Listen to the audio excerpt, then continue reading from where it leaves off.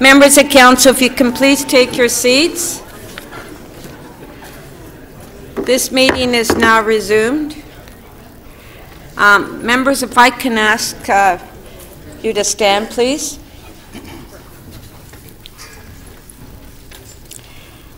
And during this time, please remember Earl Strong.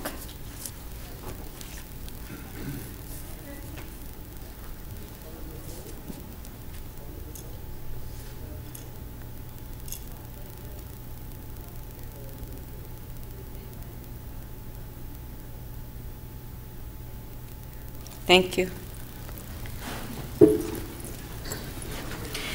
Members, we have a presentation this morning to recognize the Canada 150 External Advisory Committee, and I would like to call upon Councillor Michael Thompson to come forward for the presentation.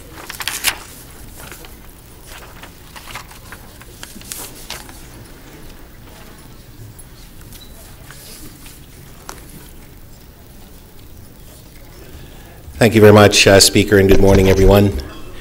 Speaker, I'm about to recognize the members of the Canada 150 External Advisory Committee, but before I do that, I'd like to ask the Mayor to come forward to say some remarks. Mayor? Well, thank you, Councillor Thompson, and I'm just really here before Michael actually enumerates those who have been kind enough to be with us today, and I'm sure a few who can't be.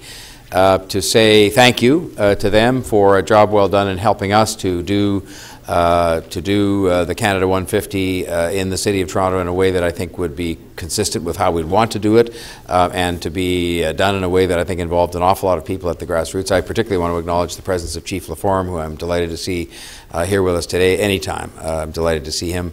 And I want to just say that I think there was I remember when the budget was set aside, it was probably a year and a half before the actual year of 2017, there was some mumbling about this and people saying, you know, was this something that we should be doing? And I'm one of those who sort of thinks that in the city at large, but even in this chamber, by definition, we end up spending a lot of time talking about the problems and some of the things that we're falling short on and some challenges that we have in front of us, and that we don't, spend as much time as we might. It's kind of in the nature of Canadians and Torontonians celebrating the magnificent achievements of the country and the history of the country and all the good things that we have right in 2018, let alone the things that need improvement, and there are lots of those. And I think Canada 150 gave us an opportunity with the participation of the other governments, but also with our own leadership and our own resources and the help of some of our own Torontonians to, celebrate a great country with a great history and a great city with a great history. And so I wanted to say thank you for your help in making that happen in a way that I think people, if you went out and asked them today, were they happy with what we did, I think they would say yes, they were. And I think that's what, in the end, is the real test. So thank you very much, and thank you as well to Councillor Thompson and to our city staff from Economic Development, all the people who, as usual, did all the work at the city level to make sure these things actually happened consistent with the advice given by our advisory committee. Thank you very much. Thank you very much, Mayor Tory. Speaker and members of committee, I'm very proud to have the opportunity to recognize on this floor of Council some very remarkable volunteers who in fact have contributed significantly to the success of our city's amazing Canada 150 celebration. The Canada 150 External Advisory Committee was formed in late summer of 2016 by this body of Council. Its task was in fact quite simple: provide feedback and advice to city staff with respect to Canada 150 initiatives, engage with businesses and business associations, community organizations, not-for-profits, individuals and public to promote and support Canada 150 initiatives, provide support in securing funding, sponsorship, volunteer resources, in-kind contributions, and other resources.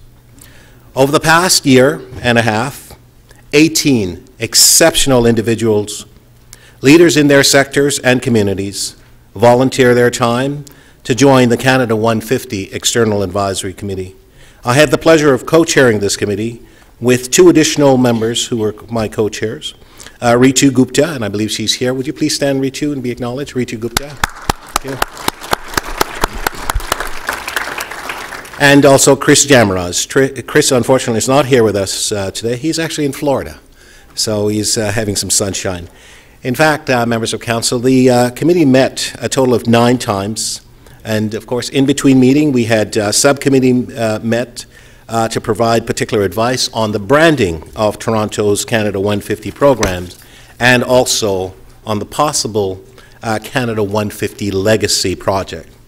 Beyond the work of the External Advisory Committee meetings, members also participated in a number of city-planned events, from the commemoration of the 100th anniversary of the Battle of Vimy Ridge, to Canada Day celebration, to canoeing events on the Rouge, the Humber River.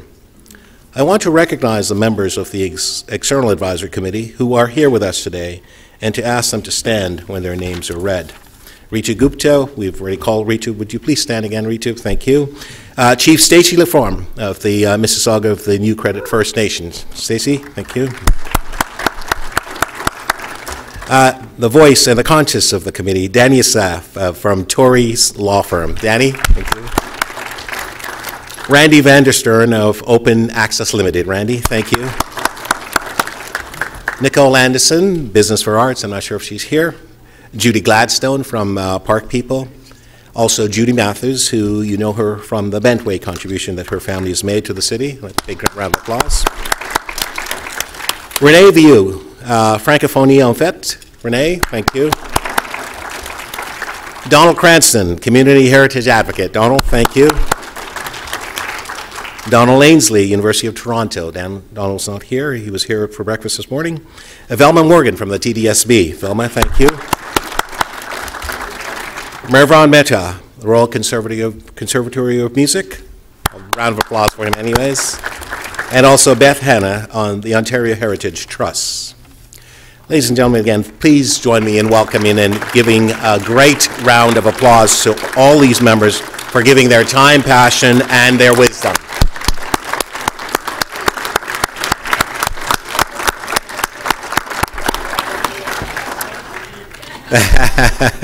The advice of these individuals, combined with the hard work and dedication of the city staff, led by Larry Ostola, has been amazing. Larry, as you know, is the Director of Museum and Heritage Services. Larry will be leaving us in a few months, and I wanted just to simply say, Larry, in this public forum, you have been transformative in helping the Heritage and Museum, in changing it in ways that we had only hoped and dreamed. You have been able to accomplish so much in 4 years. It seems as if you were only here for a year. But I want to just simply say, from me to you and to your whole team, how amazing you were in pulling off this Canada 150 event, but also your contribution, your work in terms of museum services. Thank you very much for your time.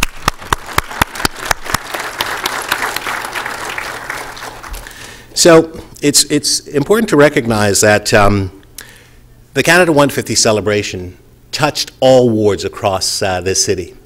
It created opportunities for Torontonians to celebrate their country and to mark the anniversary, which is the 150th anniversary birthday for this great nation.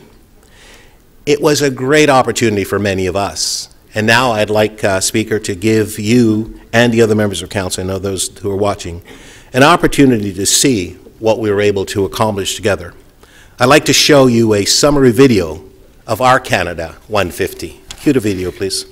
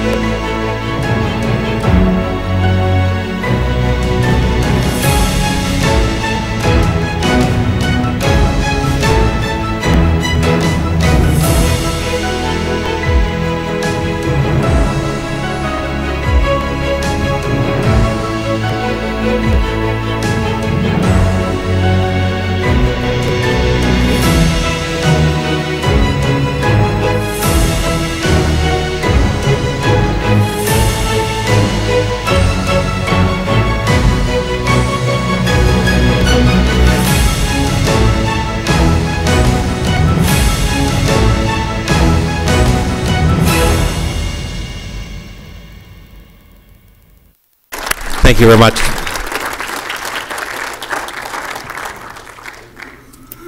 Thank you.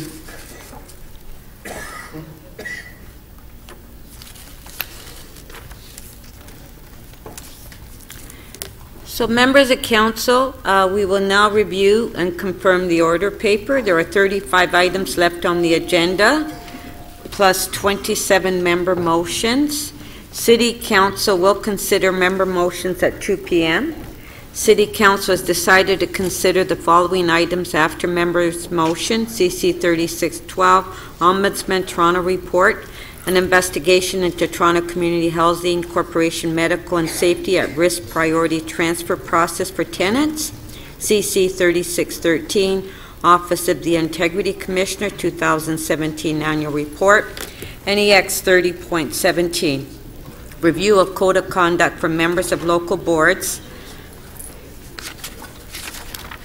I will now take the release of member holds. Please put your name under request to question staff. Councillor Cressy. Thank you, Speaker. On page 6, item TE 29.100, 49 Spadina Avenue, request for report on an OMB appeal. I'm happy to move the staff recommendations in the supplementary report that was distributed yesterday, if staff have that ready.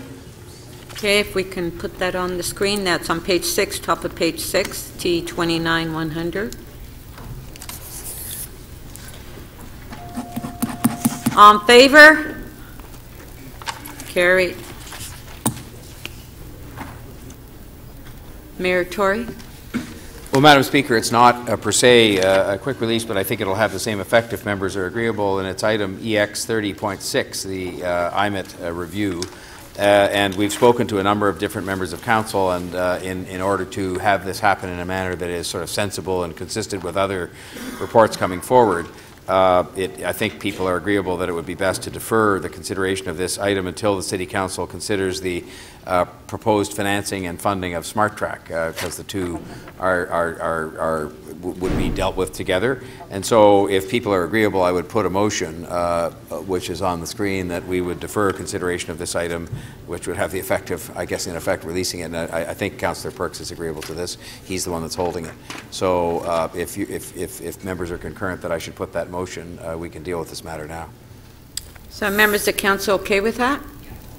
Okay, so that's on page 3, EX 30.6. Motion is on the screen. Recorded vote.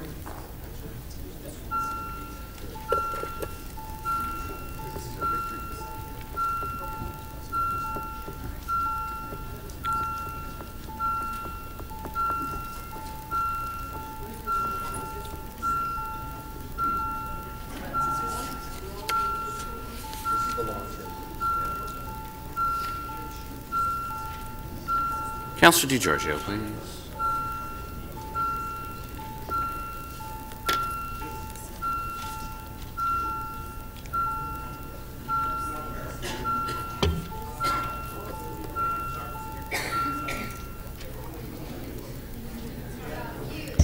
The deferral motion carries unanimously, 30 in favor. Councillor Palacio? Thank you, Madam Speaker. Page 3, Executive 30.14, authority to enter into a bid agreement for the 2026 FIFA World Cup. I have my questions answered, and I would like to release that item. Okay, that's on page 3, EX 30.14. Yes, Councillor Palacio is releasing. Recorded vote.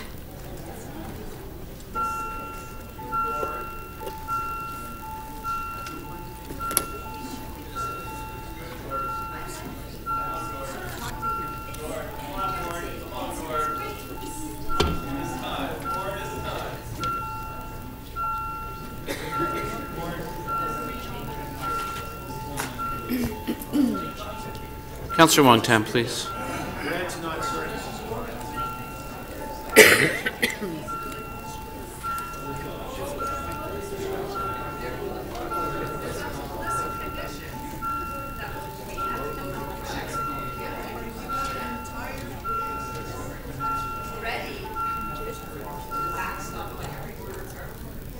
Red not services, my friend. The item carries 29 to 1. Councillor Wong Tam.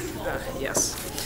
Good morning, Madam Speaker. And on page 5, TE 29.7, I would like to release that and also move the recommendations in the staff report. And also to note that there's also a supplementary report submitted. So that's on page 5, T 29.7. Yes, Madam Speaker. And it should be dealt with TE 29.12, which is immediately after that. Those two items are together. Okay, but we have to vote on it separately. Okay, thank you. Okay, so 29.7 is on the screen.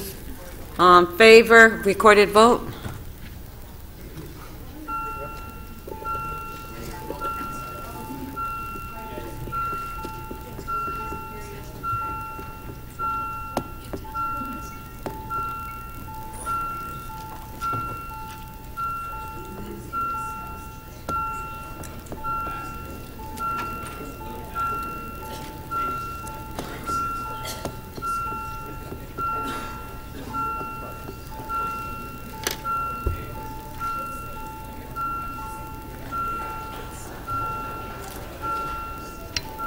Councillor Bearmaker, please.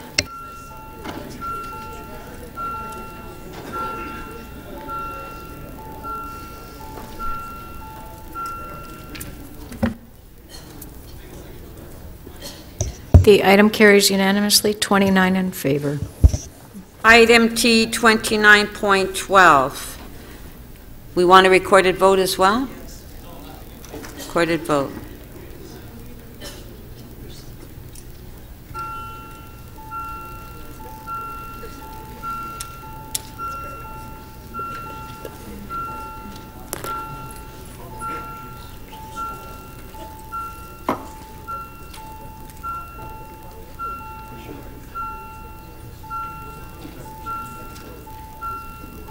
Councillor DiGiorgio, please.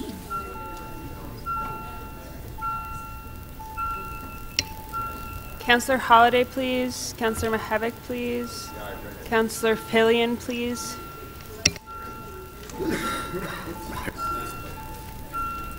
Councillor Pasternak, please. Councillor Crisanti, when you're seated, please.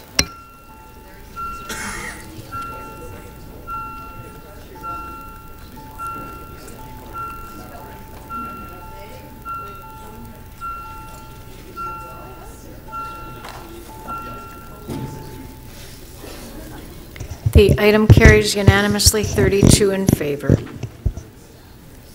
you have more? Okay, Councillor Wong Tam. I do have more. I have two more on this same page and one more on the next page. TE 29.13 and TE 29.19 are, I'd like to release them. There are two items that accompany one another. Okay. So on page 5, T 2913, Councillor Wong Tam is releasing. All in favor, recorded vote.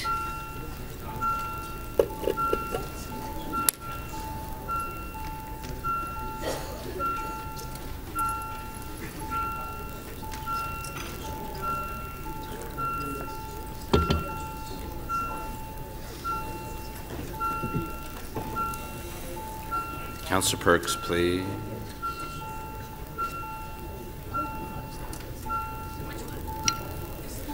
Councillor Holliday, please. Councillor Mihevc, please. Councillor Fillion, please. And Councillor Grimes, please.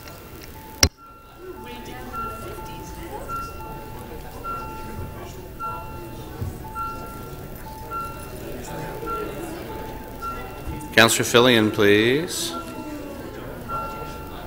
Councillor Mihevc, please.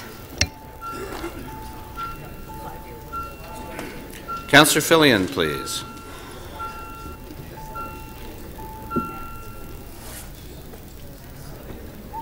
The item carries unanimously, 32 in favor. T 29.19, recorded vote.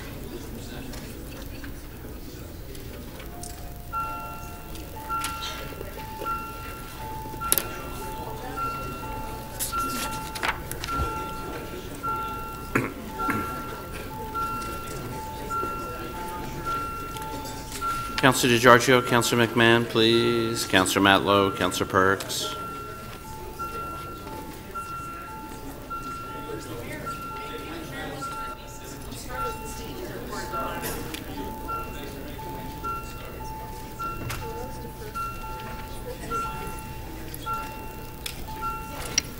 Councillor Mihevc, please. Councillor Grimes, please. Councillor, oh, thank you.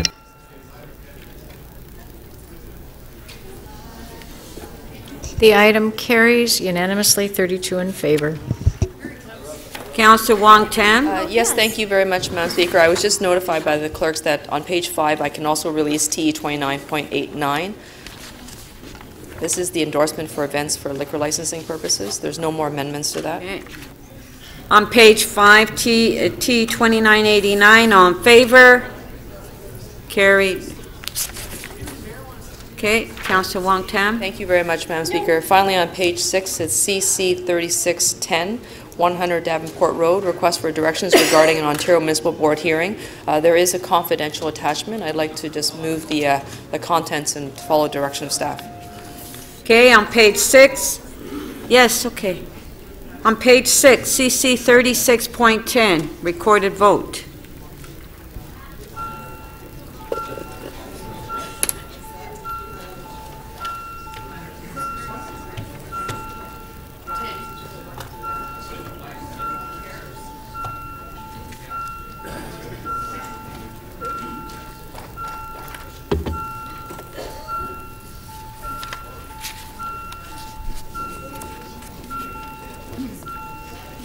Councillor Perks, please.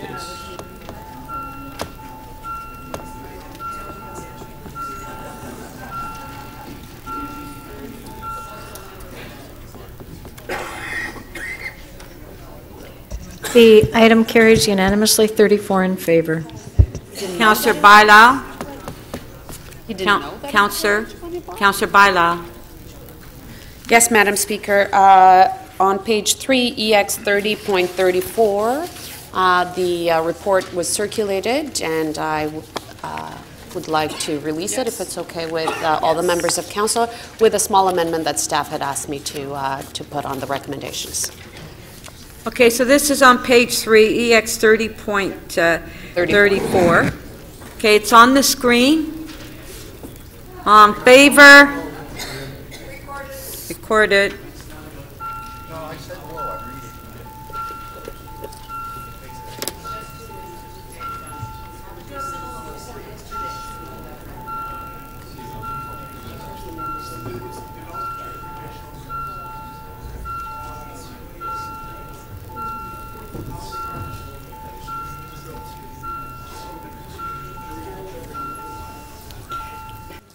Councillor Wong Tam, please.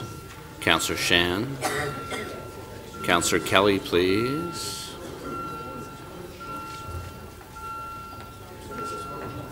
And Councillor Thompson, when you're ready. Thank you.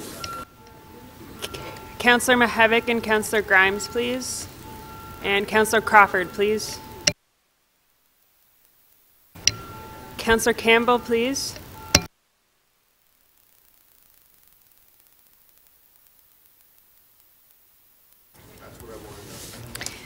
The item is adopted unanimously, 35 in favor.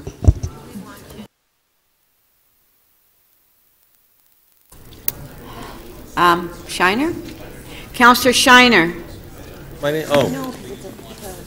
You mean to introduce an additional item? Yes, I would like to introduce an additional item without notice it's urgent, it's the appointment of Director and Deputy Chief Building Official. Okay. On favor? Carried. That's it, okay. All those in favor of adopting the order paper? Recorded.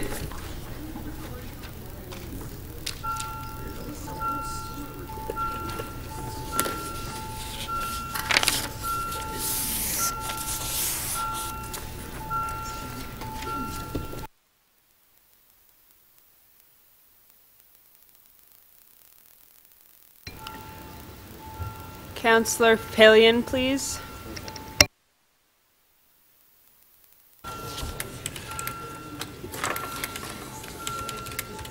Councillor Shiner, please, and Councillor Wong Tam.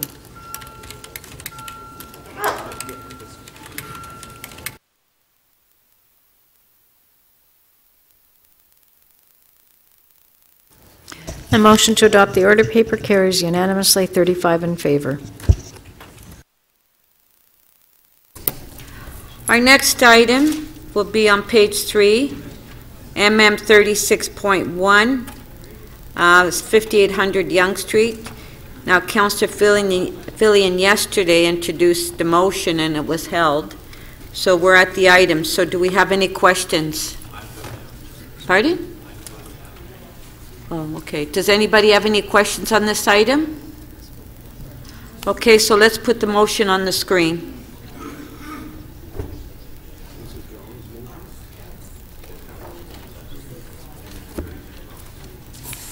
This is 58 Young Street. Yeah, sale of land by Hydro. Okay, there it is. All in favor? Recorded. No, hold on. Councillor Perks, you have an issue?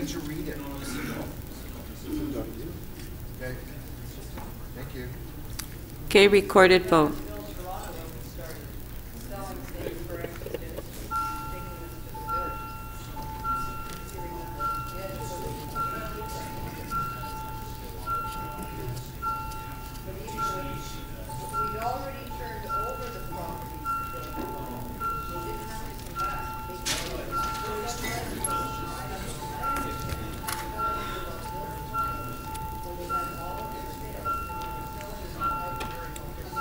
Councillor DiGiorgio, please. Councillor Cole, please. Councillor Pasternak and Councillor Shiner, please. Councillor Carmichael Greb.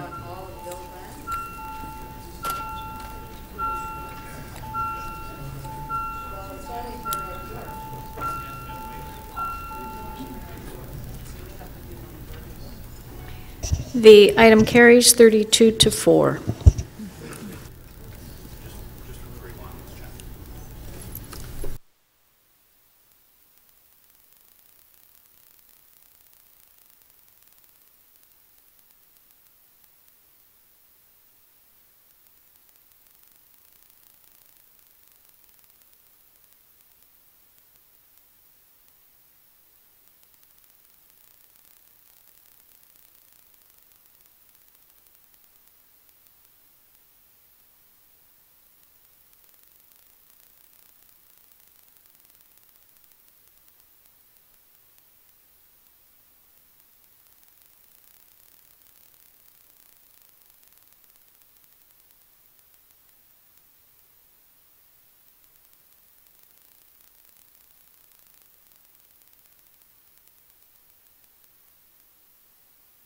Next item is on page 3, EX 30.8, Old City Hall. Councillor Mallow, you held it down, but do we have any questions to staff? Anybody?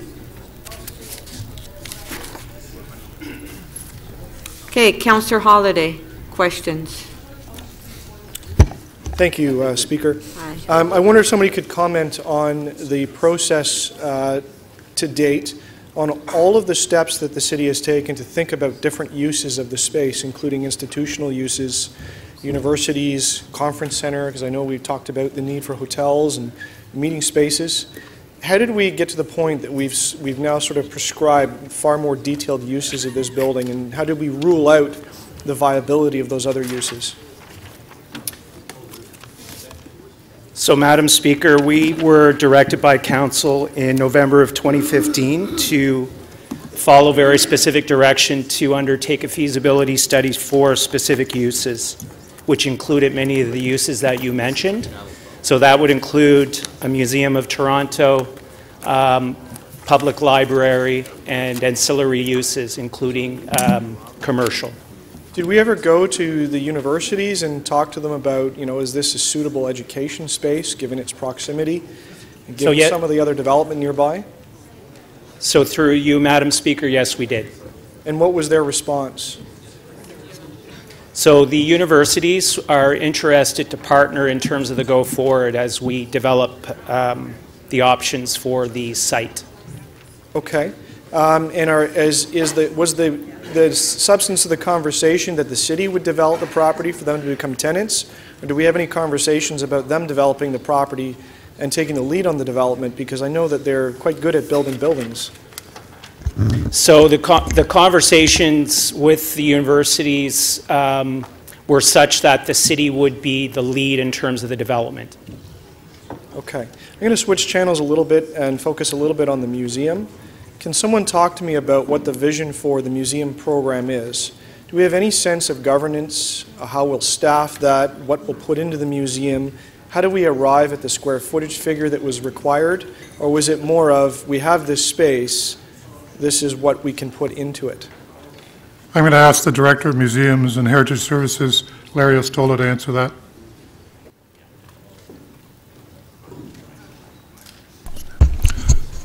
Through you, Chair.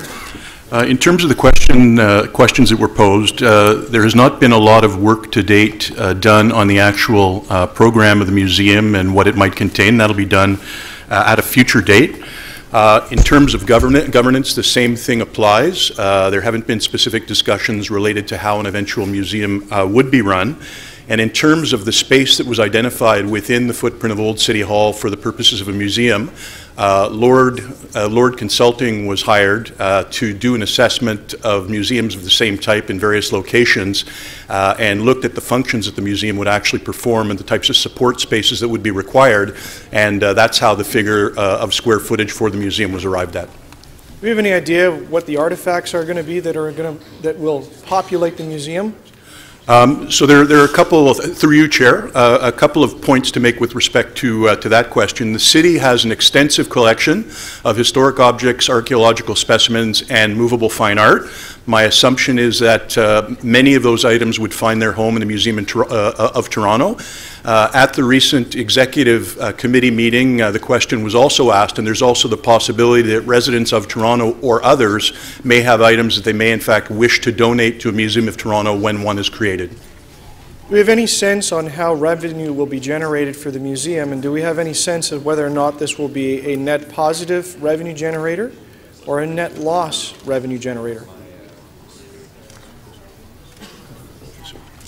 So we've looked at that in our experience in opening a lot of our operations. All museums on a net operating basis are a loss, almost anywhere in the world. Even the private museums in Toronto run on the basis of philanthropy, like the Textile Museum and the Shoe Museum. We expect to have some offset through a small retail store and through admission fees and special events at the museum itself, but by and large, the museum will be run rate negative. Last question. Any idea of what an admission fee would be to get into a museum of this size in this building? Any sense of what the ticket price would be? Yeah, through you, Chair. If memory serves me correctly, we were estimating a ticket price for an adult of $16. If you look for comparable rates in terms of other museums, other attractions in Toronto, it compares quite favorably. For example, the admission presently to Fort York National Historic Site is $14, which is a little below, but places like Casa Loma and the Royal Ontario Museum are $30 and $20 respectively for adult admission. Thank you. Councillor Carroll, questions? Thank you, Madam Speaker. I'm putting staff on the spot because the focus of the report is more on Old City Hall itself and future uses. But I'm wondering if you could unpack for us a little, because this question keeps coming up, where would the stuff come from? And I think it's because councillors are largely familiar with the Toronto, the facility known as the Toronto Archives, which looks like a big paper storage because it's archives of city business. But there is an archive of physical goods that is quite extensive. Has that been inventoried to the point where you could tell us how many pieces are already there?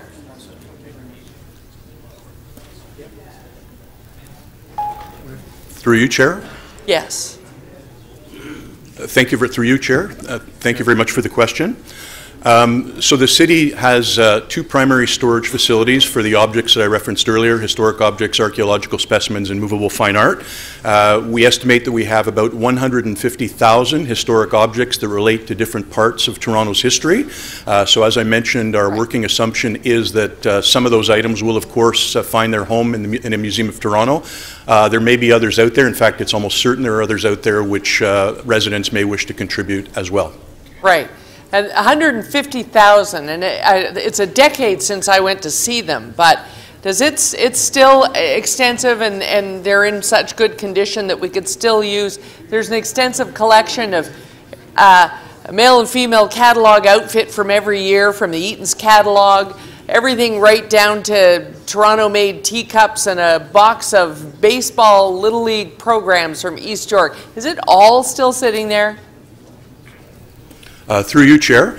So elements of the collection are used on an ongoing basis for exhibits in various places, such as the Market Gallery, for example. We had two Canada 150 exhibits which use materials from our storage facilities. They're also used at our historical museums, and they're also loaned on occasion to other institutions that have an interest in them.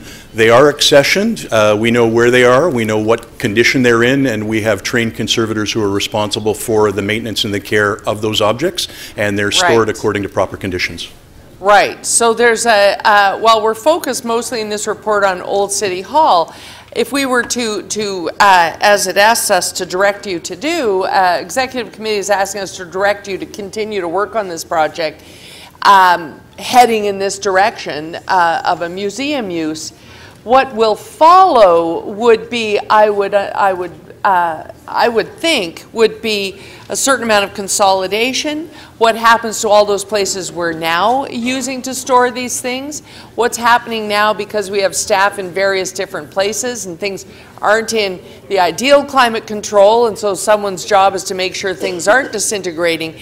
There's a certain amount of opportunity there in terms of consolidating all of that, and perhaps even some real estate potential once we have done. Am I right? Through you, Chair, I believe there's always an opportunity to consolidate our holdings in terms of deaccessioning items that are found to be completely deteriorated or no longer of any use. But with respect to the larger question, we have reached out to organizations like the Toronto Fire Service and others who have collections to see how we might consolidate those in some fashion, but there are no current plans for facility consolidation. So the prime real estate that some of this stuff is sitting in right now in Liberty Village, you would continue to use that building in exactly that way? Through you, Chair, that is the plan for the foreseeable future, yes. But setting up the museum allows you to make sure that the stuff gets looked at, and might even allow you to then begin to examine what is the final use and the opportunity in that building as well. Yes, that's correct. Through you, Chair, yes, that's correct. But what you need fundamentally is the direction to keep going in this vein, or we can't realize any of those opportunities. Is that the gist of this report? Yes, we will keep going in that direction in terms of consolidating collections and making the best use of the historic resources that we have at our disposal. Thank you. Thank you. Councillor Wong-Tam, questions? Yes, thank you very much, Madam Speaker. The origination of this idea to create this Toronto Museum, do you know how far back it goes? Because it's been around for some time now. I've been here longer than Larry, but not as long as that. It predates me. The first serious one was looking at the silos at the foot of Bathurst Street, and there was a very formal feasibility study that resulted in saying no to that.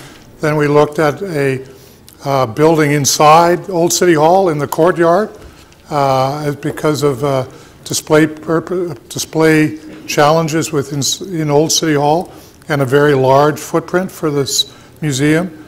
That didn't go anywhere, and so now that the end of the current lease is coming in the reachable future, we need to make a resolution, and the difference between this proposal and earlier proposals is that the museum has been more appropriately sized in comparison to equivalent facilities in other cities and in Canada. So we believe, as Larry has already indicated, that through the research we have a good size. It takes up an appropriate amount of space, of the kind of space that works for a museum in Old City Hall without having to build a new structure inside, complete new structure inside the courtyard. And with respect to the provincial courthouse, with court offices that are there now, their lease expires in 2021, correct?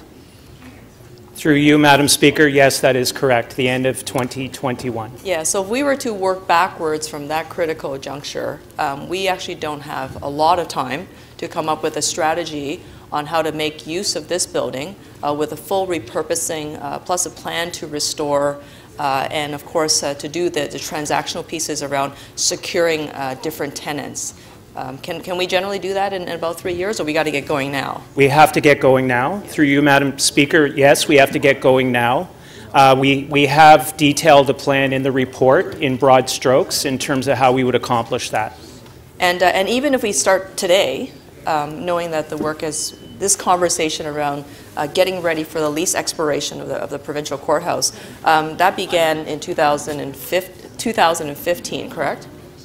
The current conversation that we're having today, the newest phase of exploring the City of Toronto Museum, that began in 2015. That is, through you, Madam Speaker, yes, that is correct. We received direction from Council in November 2015. So it's already taken us 3 years, almost 3 years, to get to this particular point. And then with the next 3 years, we've got to be able to come up with a strategy, with a business plan, with the construction drawings, tendering it all out, going through the Heritage Preservation Board to get the approvals, securing the right tenants and the covenants. We've got basically 3 years to get all that lined up when we are handed back the keys. Yes, that is correct, Councillor. Just to clarify, construction would start, we would target construction start in 2022. Oh, okay. So, and with respect to the component, the programming that is being put forward today, it's not all locked in stone. Like there's still very many movable parts, correct? Nobody can. Through you, Madam Speaker, yes, that is correct. We've defined again in broad terms, allocation of space for the Museum of Toronto, the Toronto Public Library, and then other ancillary uses as part of the plan. And there will probably be conversations with other governments about their their cultural support for funding. There'll probably be opportunities for conversations with private foundations and donors. Is that correct? Yes, I would expect so. And with respect to the physical space itself, this particular building, Old City Hall, has faced the wrecking ball in the past, when at some point in time I think the City of Toronto was contemplating whether or not they should just demolish this old building. Is that correct? Correct. During the years that the Eaton Centre was constructed, there was contemplation of the demolition of Old City Hall. So our predecessors decided to save the building, and if we don't do the same this time round, this is another generation of repurposing, readaptation, reuse, what would happen to this building if we didn't put together this big effort to do something with it? Through you, Madam Speaker, this building is a National Historic Site. It's a gem. It is the City of Toronto's asset, and we have a responsibility to take care of it. Thank you. Councillor Davis, questions? Thank you.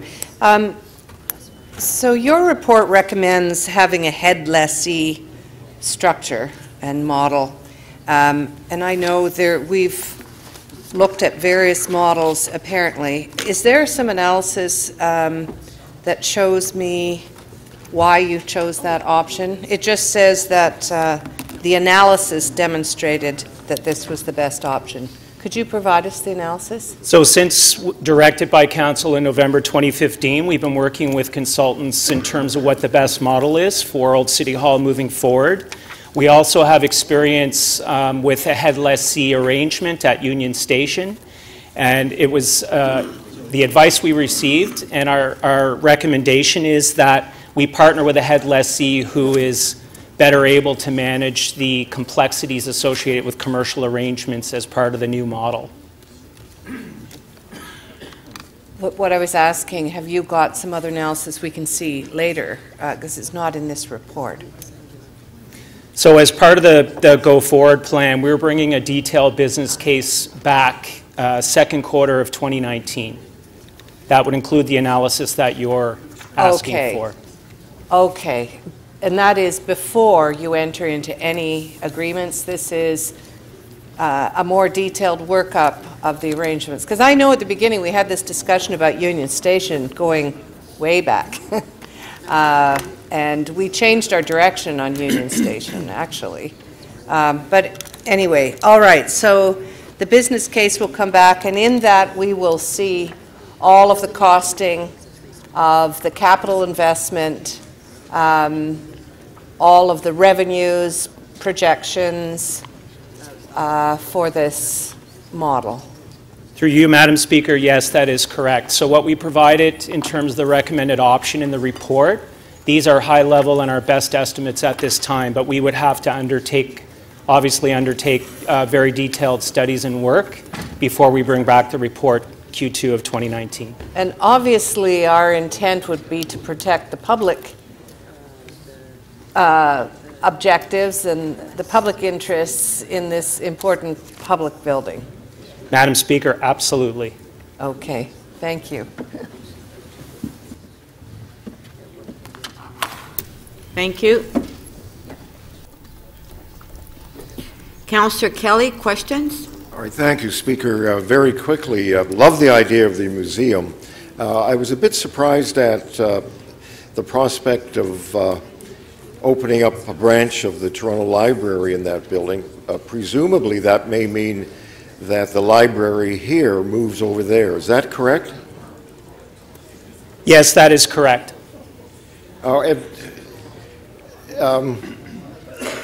You know, whenever I drive by or walk by, I look at Old City Hall and a library in there from the perspective of potential users. Is there the expectation that the people that work in the various buildings around here would use that? And if so, why would they? I don't know. Does it seem more central a location for the business community than the library here at City Hall? Through you, Madam Speaker. Yes, we're actually looking at expanding on the existing 5,000 square feet. The existing branch that is here at City Hall is significantly undersized and isn't really able to meet the needs of the current community. And that includes the business community, local residents, and families. And as we understand, the Bay Corridor is actually the second highest density of families, and that's also one of the communities that we're trying to serve. All right, I didn't catch the numbers up front, and I do apologize. How large is the library here? Through you, Madam Speaker, it's 5,000 square feet. And the proposed library? Up to 25,000 square feet. Whoa. That's quite a bump up. And circulation here, roughly? The circulation, through you, Madam Speaker, is 300,000. It is actually one of our highest circulating neighborhood branches. It is in the top quartile of neighborhood branches, both in terms of circulation and visits. And within the 40-hour branches, which this is one of, it is at the absolute highest. The other branches that are currently beating it within the neighborhood branch are operating at 62 and 65. Just by way of interest, what's the highest circulating library in the city? Overall, from overall branches, it's North York Central, but that is actually 150 plus thousand square feet. I was told that the Agincourt Library had the largest circulation in the system. I'd have to go back and confirm through you, Madam Speaker. We look at our branches from a district and neighborhood perspective. Agent Court is, I believe, upwards of 30,000 square feet, and it doesn't fall within the same. I'm not talking about size, I'm talking about circulation. The size and circulation tend to go hand in hand in terms of our ability to serve the community. The library is confident that this move and significant increase in size will be rewarded with significantly enhanced circulation. Is that correct? You, Madam Speaker, absolutely. We're based on the numbers that we have now and the demand on the existing facility. We're confident that we're going to increase our usage numbers. Speaker.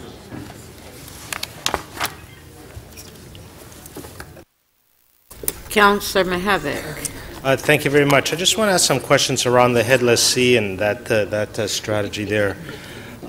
This is a little bit different than Union Station in that Union Station is a heritage building, but it has a key transportation function, so, you know, different sets of partnerships, it seems to me, are appropriate there. I'm just wondering, well, first, how many square feet are we talking about with the old City Hall? So the total rentable is around 200,000 square feet, including the attic. Okay, and then you take away the museum? The museum is about 65,000 square feet, so that would be the balance of 135. That's another 25. 25, and you take away the restaurant? Other, I think you're...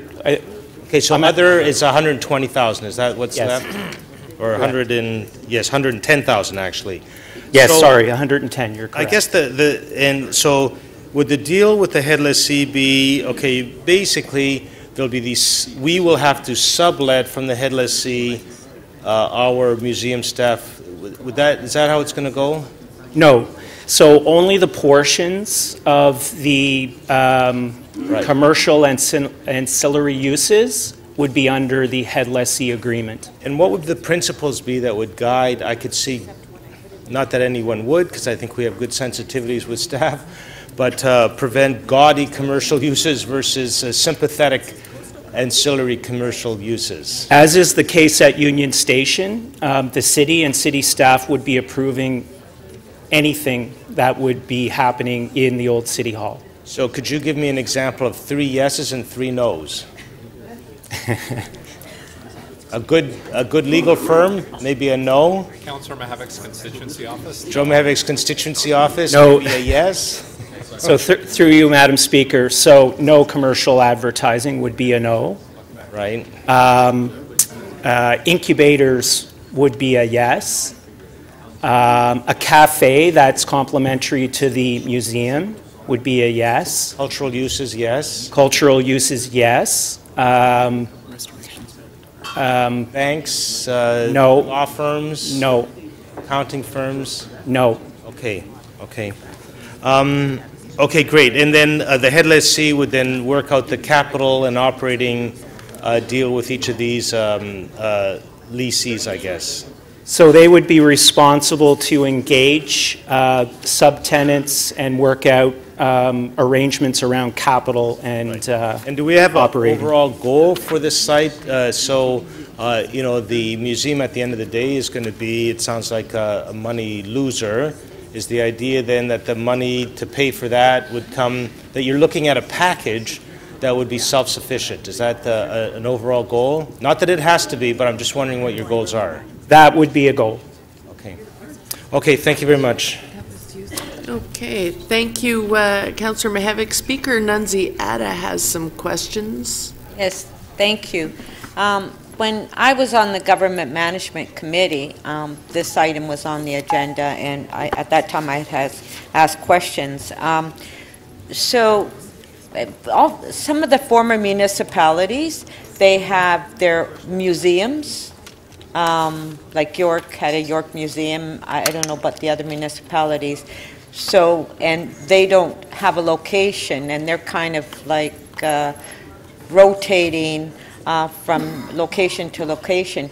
Now, are we going to invite, or are we going to coordinate whatever former municipalities had as far as in their museums and bring it down here? Like as the museum for the whole city, including the former municipalities? Through you, Chair? Yes. Yes. The city currently holds the collections of the former municipalities, and they would be actively used in the context of a museum. So they will be brought down here? Yes. Oh, okay, that's good. I'm glad to hear that. And what about the chains of office for the former municipalities? Now they're everywhere, right? Would there be a possibility of bringing all of them together so there'd be some history on the city? Through you, Chair, yes, they form part of our current collection, and there would be potentially an opportunity to display them or use them in the context of an exhibit. Well, I didn't know you were talking. It hasn't been curated yet. Okay. No, so I think that's good. So if we can get because there's a lot out there that former municipalities have. You know, in New York, the West Historic Society, they've got all this, and they have no space, so it would be good if we displayed it down here. So, okay, so thank you. That was my only question. Okay, thank you. Speaker Nunziata was the last person to question, so I'm moving to speakers. Councillor Mihevik. Actually, who held the item prior to? Councillor Matlow, you held the item. So we will start with you. Thank you. Go ahead. Thank you, Madam Speaker. I see this as an opportunity for us to leave a really special legacy and a gift to the citizens of Toronto and to all those many people who visit our city every year. Old City Hall itself is not only a National Historic Site, it is our former seat of government. It has features, as many of us know who know it well, where, I don't know if you've ever noticed the gargoyles at the front, are there actually as E.J. Lennox's disc, perhaps, to the council. Councillor Matlow, I'm just going to stop your clock for a second. I'm having trouble hearing the first speaker, who is probably setting the tone for this item. Thank you. I'll start your clock again. I appreciate that, Madam Speaker. E.J. Lennox, the architect of Old City Hall, left a little message to the council at the time that caused problems for him by satirizing them with gargoyles at the front of the building. They also didn't want him to put his name up on the building, but he found a way to put not only his name but his face on it. This is part of his legacy to our city. Also, he was a constituent of mine, or not mine, but certainly of our community many a moon ago. Old City Hall is really one of our great buildings, our iconic historic landmarks. A city museum. I remember visiting Chicago a few years back and visiting the City Museum there.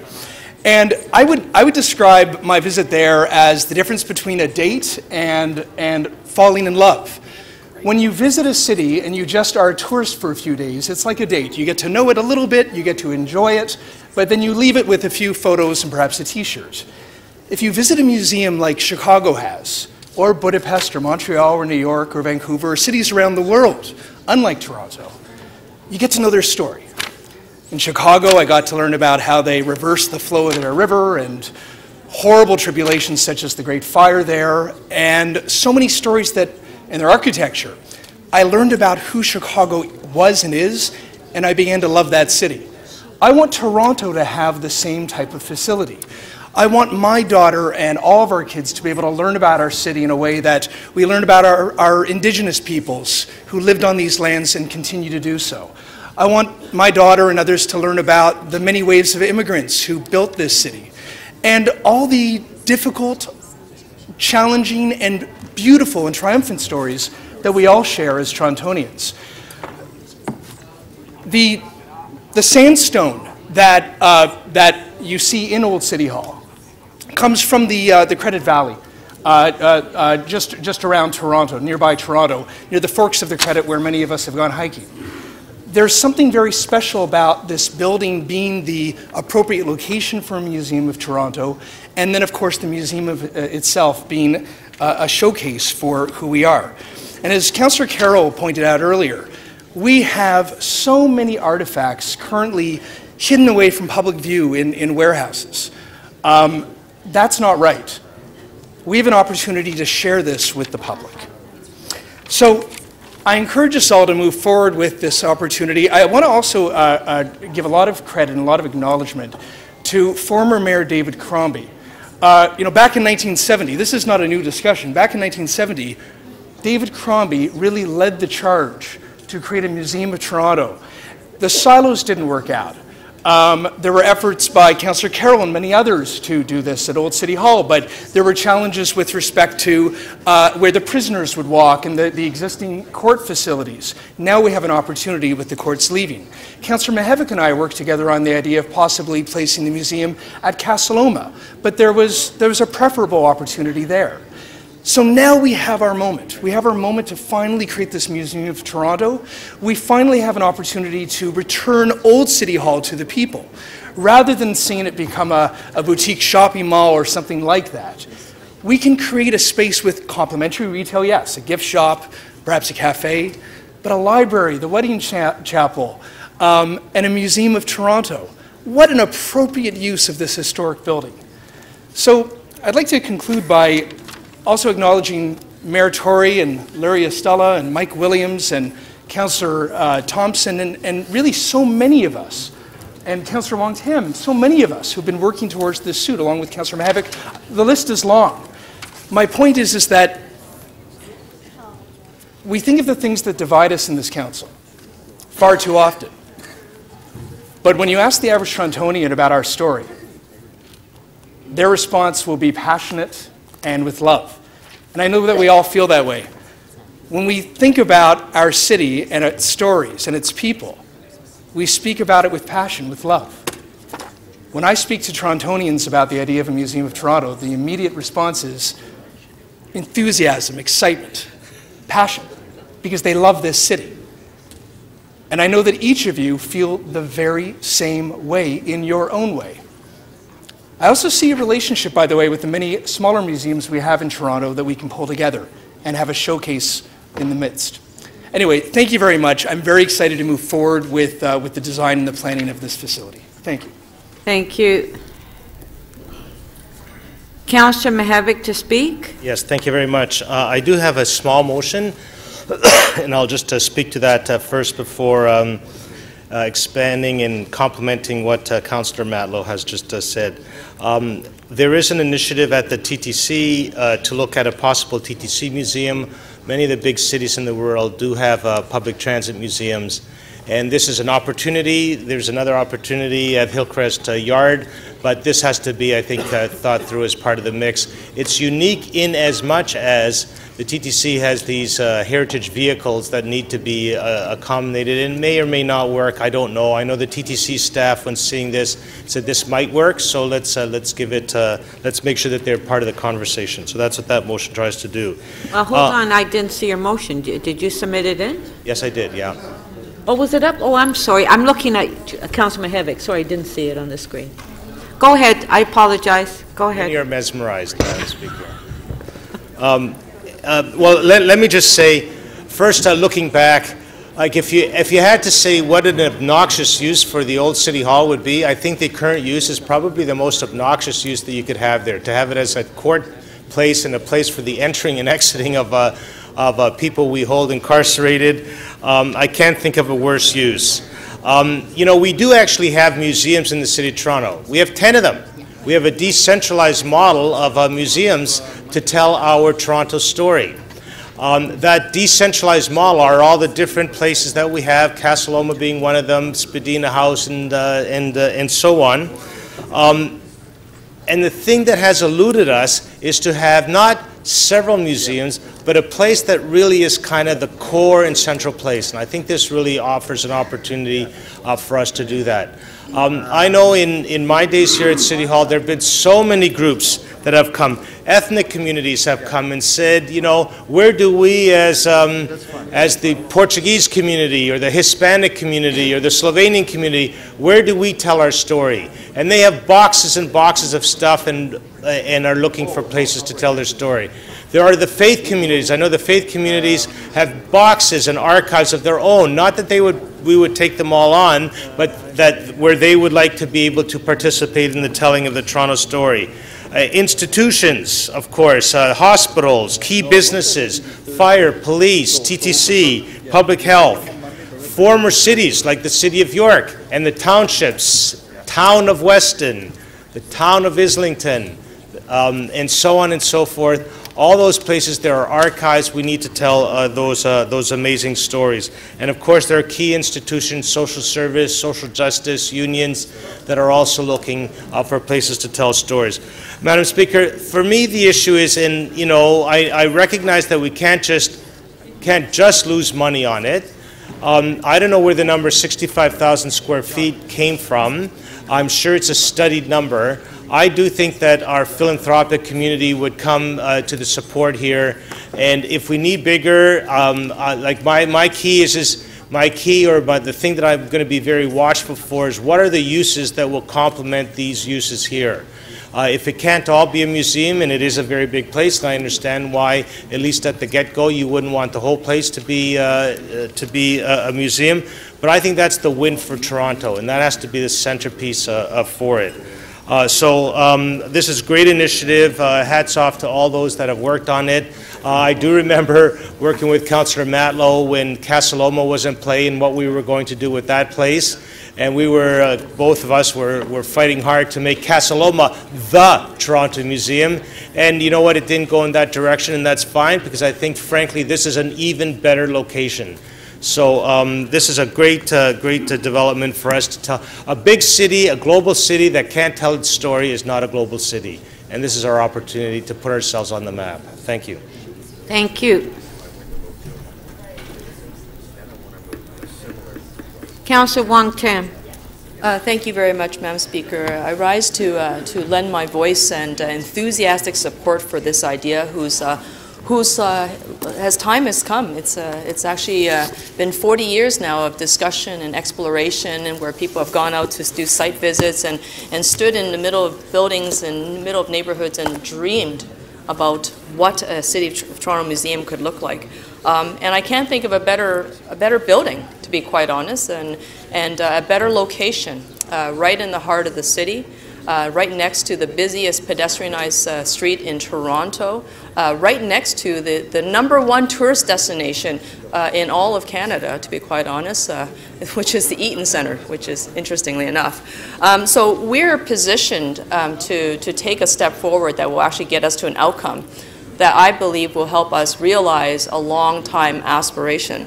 And of course, it's not just an aspiration of those of us who are in council, but it's the aspiration of previous governments and other citizens who have dared to dream about what it would look like to put together and weave the story of Toronto.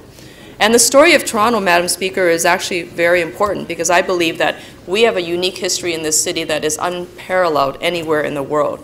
Our story is around diversity and about multiculturalism, a story of migration, around industry, a story around Indigenous history that is so rich and oftentimes forgotten and actively tried to be erased to the point of almost cultural genocide. We have a responsibility not to preserve these stories, but actually to tell them in contemporary and relevant ways. And it's through hard work and toil that this will be done. And this is an opportunity and a power of a moment where we get to be brave and courageous and say, we will actually complete the dream and help realize what other people have said to us is important to them. And of course, these are not just, important people that we will all be able to recognize and names that are household in recognition, but also the stories of average Torontonians and people who chose to make Toronto their home. I am very interested in telling their story of social struggle, their story around the pursuit of equity, their story about human rights and how that was won in this city, and how do we document that for future generations so that they don't think that perhaps LGBT community always had the right, that we actually had to fight. And through these chambers and through these halls of government, it was won. And so this is actually just an incredible opportunity that I hope that we can all vote on in unanimous fashion. Because this is about making sure that our stories are told. And this story, the story of this city, is very important. And if we don't tell the story, then no one is going to tell it. And if those who try to tell it certainly won't be able to get it right, not if we're not involved. So yes, it's going to cost some money, but all great pursuits do cost money. And when it comes to preserving and enhancing and telling the story of Toronto, then I think that that is a worthy price to pay. I'm actually far more optimistic about it not running in negative or running in deficits, and largely because of its location, its proximity to the busiest tourist location in the country. I'm actually very optimistic that the price of even suggested retail price of $16 is rather modest, considering how much you pay to go watch a movie these days, and yet how rich this experience will be when you walk into a multi-purpose, multi-dimensional space that is going to be invested in, that's going to be loved once again. And the adaptive reuse strategy is going to be one that we will be able to herald to the rest of the world when we talk about how other cities preserve their cultural and heritage assets better than we do. At that point in time, when this building is revealed to the world, we will no longer have to point to another city and say, oh, look, they did it better than we did. We will be able to stand very proudly on the steps of this new building, this new City of Toronto Museum, and say, look at how we did it, and how we did it in the urban context, mixing the new and the old, and then actually giving it a new purpose in life. And this, Madam Speaker, is actually a very, very exciting initiative, and certainly a project whose time has come. Thank you very much. Thank you. Councillor Carroll to speak. Thank you, Madam Speaker. I have a quick slide I want to show folks on the overhead. I hope people can make that out, that giant sweeping building. That is the Shanghai City Museum. It's a masterwork of Perkins & Will architects. They've gone on, they're doing museums all over the world. This one has just been completed. And I show it not because I think that you should knock down Old City Hall and put a piece of architecture like that in its place. I show it because the Shanghai City Museum began in an Art Deco building not unlike in square footage or era, albeit the Old City Hall of Toronto. And putting that museum in a place, not just for tourists, but for Torontonians, built and built and built to the point where it was necessary to build the Perkins & Will masterwork and have a larger museum. Because once you start, that becomes in the hearts and minds of residents their right to have this place that does, as others have said, tell their stories.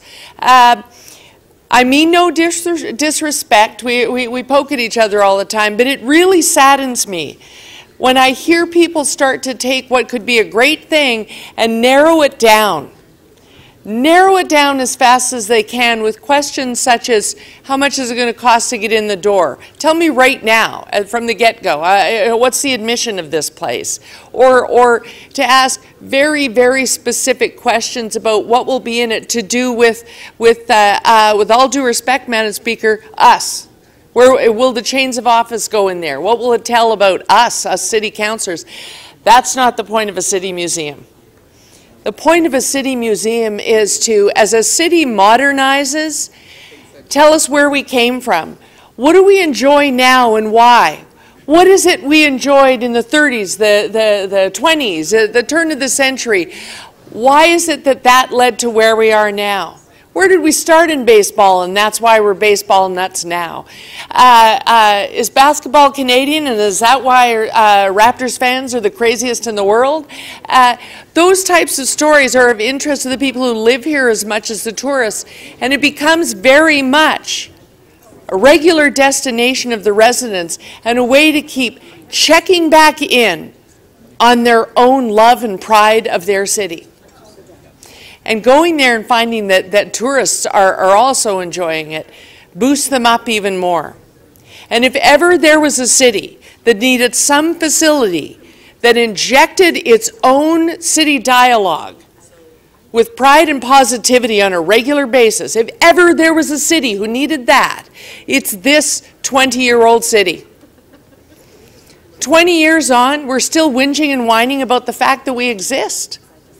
It's time to have a museum that shows where we came from, puts a line under that. These are all the cities we came from and the people that lived in them, what they wore, what they did, what they loved, what they had to live through, and how they got here and what we are now.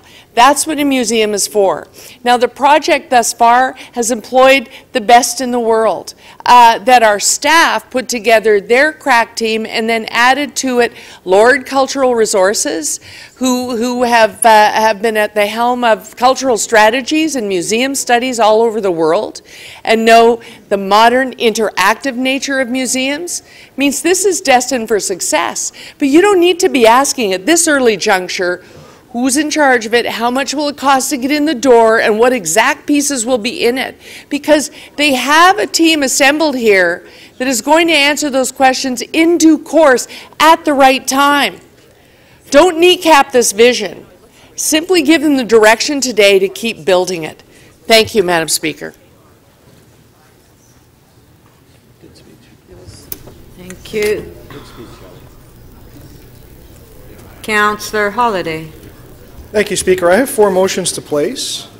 I'll read them out here. That Council requests the City Clerk to report on the whereabouts of artifacts of municipal historical significance, including the chains of office that you, if I could just have Councillor the Carroll. ability to speak, instead of being barked at. Okay, hold on. Councillor Carroll, nobody interrupted when you spoke. Speaker, I want to apologize. Yeah. On the record, I want to go on the record of having apologized. I simply blurted out you could get on a streetcar and go see them, and that was unfair. Really? Yes. Okay, Councillor Holliday, go ahead. Thank you. The chains of office from the former municipalities, the original Toronto flag, some of our corporate seals and documents, and the suitability of those for a museum. The next motion is that City Council request the DCM to consult with the Chief Librarian on opportunities to implement museum displays inside our local library branches, and to think about, during a reconfiguration, to think about how we could have a collection, a rotation scheme, and maybe even a loan program for accredited educators, and I noticed that it's showing something different. The City Council consult with, if we can flip back to that, if you don't mind. City Council requests the City Manager to consult with Toronto's colleges and universities and to determine the interest in their development of Old City Hall for educational purposes before commencing with recommendation number 2. And if I could have the last one, and I'll speak to this one, that we delete the word Museum of Toronto from the program and that we add conference and meeting space to the program that we're looking at. So, Councillor Carroll talked about the Shanghai Museum, and I'm really jealous of it. I'm actually really jealous that Shanghai had so much money that they could build that, so much extra money. But I think Council's job is to reality test things, and I want you to ask yourself, we heard people were enthusiastic about going to a museum. Ask yourself how many people would pay $16 to go in and look at the artifacts that we've got. And if the answer is no, then you know what the museum is going to be. It is going to be a net loss year over year over year. It's going to bleed money. I don't know why we would make a business decision to get into the business of museums knowing that right out of the get-go. Look, at the grace of this council, I've had the opportunity to be involved with the Hockey Hall of Fame. That is a world-class museum. They charge $19 to get in, and I can assure you that they have world-class people that work on attracting people to come in to look at the artifacts in the museum and the electronic displays, and they spend a lot of resources constantly refreshing their museum. It is a very significant undertaking to make a museum that will attract people, and there are a few of them in the city and they do it well. I'm not sure that I really want to get into the business of looking after an institution that does that. I think about this as Union Station North. There is an example of another facility that essentially is surplus to us. There is space in there that we're looking for an answer on how to try to fill it up. So we've come up with a collection of things that we can put in there. And, let's just keep the space and fill it up with whatever we can think of. I don't know. I think there's a better way to use this. I wonder if there's a way to integrate this with other city building objectives. We talked about attracting major corporations into the city. Why not look at having that as an educational institution? Can we partner with a university and do what we do great, which is produce great students? We talked about hotel and motel industry and, the importance of conferences in the city. Could that make a great conference facility that, unites with some of our objectives? I don't know, because I'm not convinced that we've gone out there and tested that entire idea. Look, anyone that's been into my office knows that I'm a guy that likes history and I like artifacts. I've got tons of really neat things from Etobicoke's old days that I very proudly display in my office. And I think that there's a lot of things that are in our city archives that are worth being out there to have people look at. And it occurred to me, as we change the physical configuration and use of our libraries, why can't we include physical objects in their collections? Why can't we get a few display cases out at our individual library branches and bring some artifacts in there? Why can't we build a program to circulate some of those artifacts that are in the collection that we dealt with at council, where we had to make a deal to house all of the things that were brought up on an archaeological basis and stow them away into some kind of an archive forever forgotten about, when we could actually have a program where people can come in and look at these things. And if we really want to take it to the next level, maybe we can accredit certain individuals like teachers to come in and take some of those artifacts out and show them to the students. You know, we'll have these libraries with spaces as the physical collection of books decreases. Well, why can't we put something else that's interesting in there? I don't know. I hope you'll think about this. I think there's a lot of opportunity for museums in the City of Toronto. I'm not convinced it's at the top of Bay Street. I think we have to put our business minds on this and think it through and think about how much it's going to cost. Thank you. We do have questions. Councillor Matlow, clarification of the motions. Given that this has been nearly 40 years in the making and that you believe that we should be responsible and think it through, and given that staff have been doing all this work to develop recommendations for us to simply support them moving forward with the thoughtful planning and design to then come back to us with the specifics that you're requesting, have you or have you not spoken with staff to check in on what or what hasn't been done before coming up with these ideas and throwing them on motions today? Well, I read the report, Councillor Matlow, and I asked the questions on the floor of the general manager about what the admission price could be. And I think if you do the mental exercise of think about realistically how many people will pay $16 to come into the museum, if the answer is not many, then we're destined for trouble. That's the amount of information that I need to know that we need to change direction here. So that's not clarification of the motion. Madam Speaker, if I may, what I'm trying to understand the merit of these motions. So to design, when you put together these motions, the ones that we're considering now, have you done until the last few minutes any consideration or research into whether or not even some of this work is already under progress and would be part of a forthcoming report once staff follow through with what I hope we recommend today, which is to plan and design? Well, the purpose of these motions are to put the weight of council behind them to reinforce any work that may be going on. And if we think they're good ideas, that will accelerate staff to work on them even harder. I think there are some good ideas in here. For instance, having artifacts out in the library branches. What a great use for the space that isn't otherwise being used right now. What a great opportunity for a program. What a great opportunity to resolve some of the objectives that people talk about well in advance of any creation of any centralized museum that may or may not be approved today. And you may believe that's a new idea. I don't know. It may already be happening. I don't know. But ultimately, I'll give you an example. The motion that you moved with regard to the chains of office. Right. Do you believe that should we be curating this museum today on the floor of council, or should we be allowing staff to come back to us with recommendations, along with working with museums and others to come up with those specific recommendations? Well, given the opportunity that the museum is before council, this is a great chance to ask the clerk's office to engage on a subtask. I'm not saying that the museum is going to be filled with chains of offices, but I'll tell you, those might be a very, very attractive piece that we could add in there. And here's an opportunity to launch them, rather than do it through a member's motion at random, to launch them into a bit of a subtask to go figure out where those things are. I've heard rumors, I'm sure you have, that all the chains of offices aren't necessarily available to us, that they're out there somewhere. I asked questions about where the original Toronto flag is. Okay, thank you. We don't know. Thank you. Time's up. Councillor Doucette, clarification of the motion. It's the motion regarding Toronto Public Library.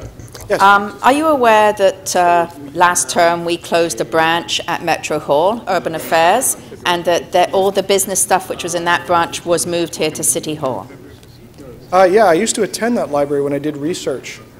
The one we closed? Yeah. Okay. Have you spoken to the, either to the chief librarian or to Toronto Public Library before putting your motion forward? No, but I still think it's a good idea worth having a conversation about. I look forward to hearing the report back on that. Are you aware that the branches already do some displays? Great, let's expand. And particularly at the reference library, they actually have a whole gallery for these kind of displays. Yeah, great, let's expand them. I'm not sure if it's clarification. You were making a comment about the branches, the library branches being empty and not having a lot of space.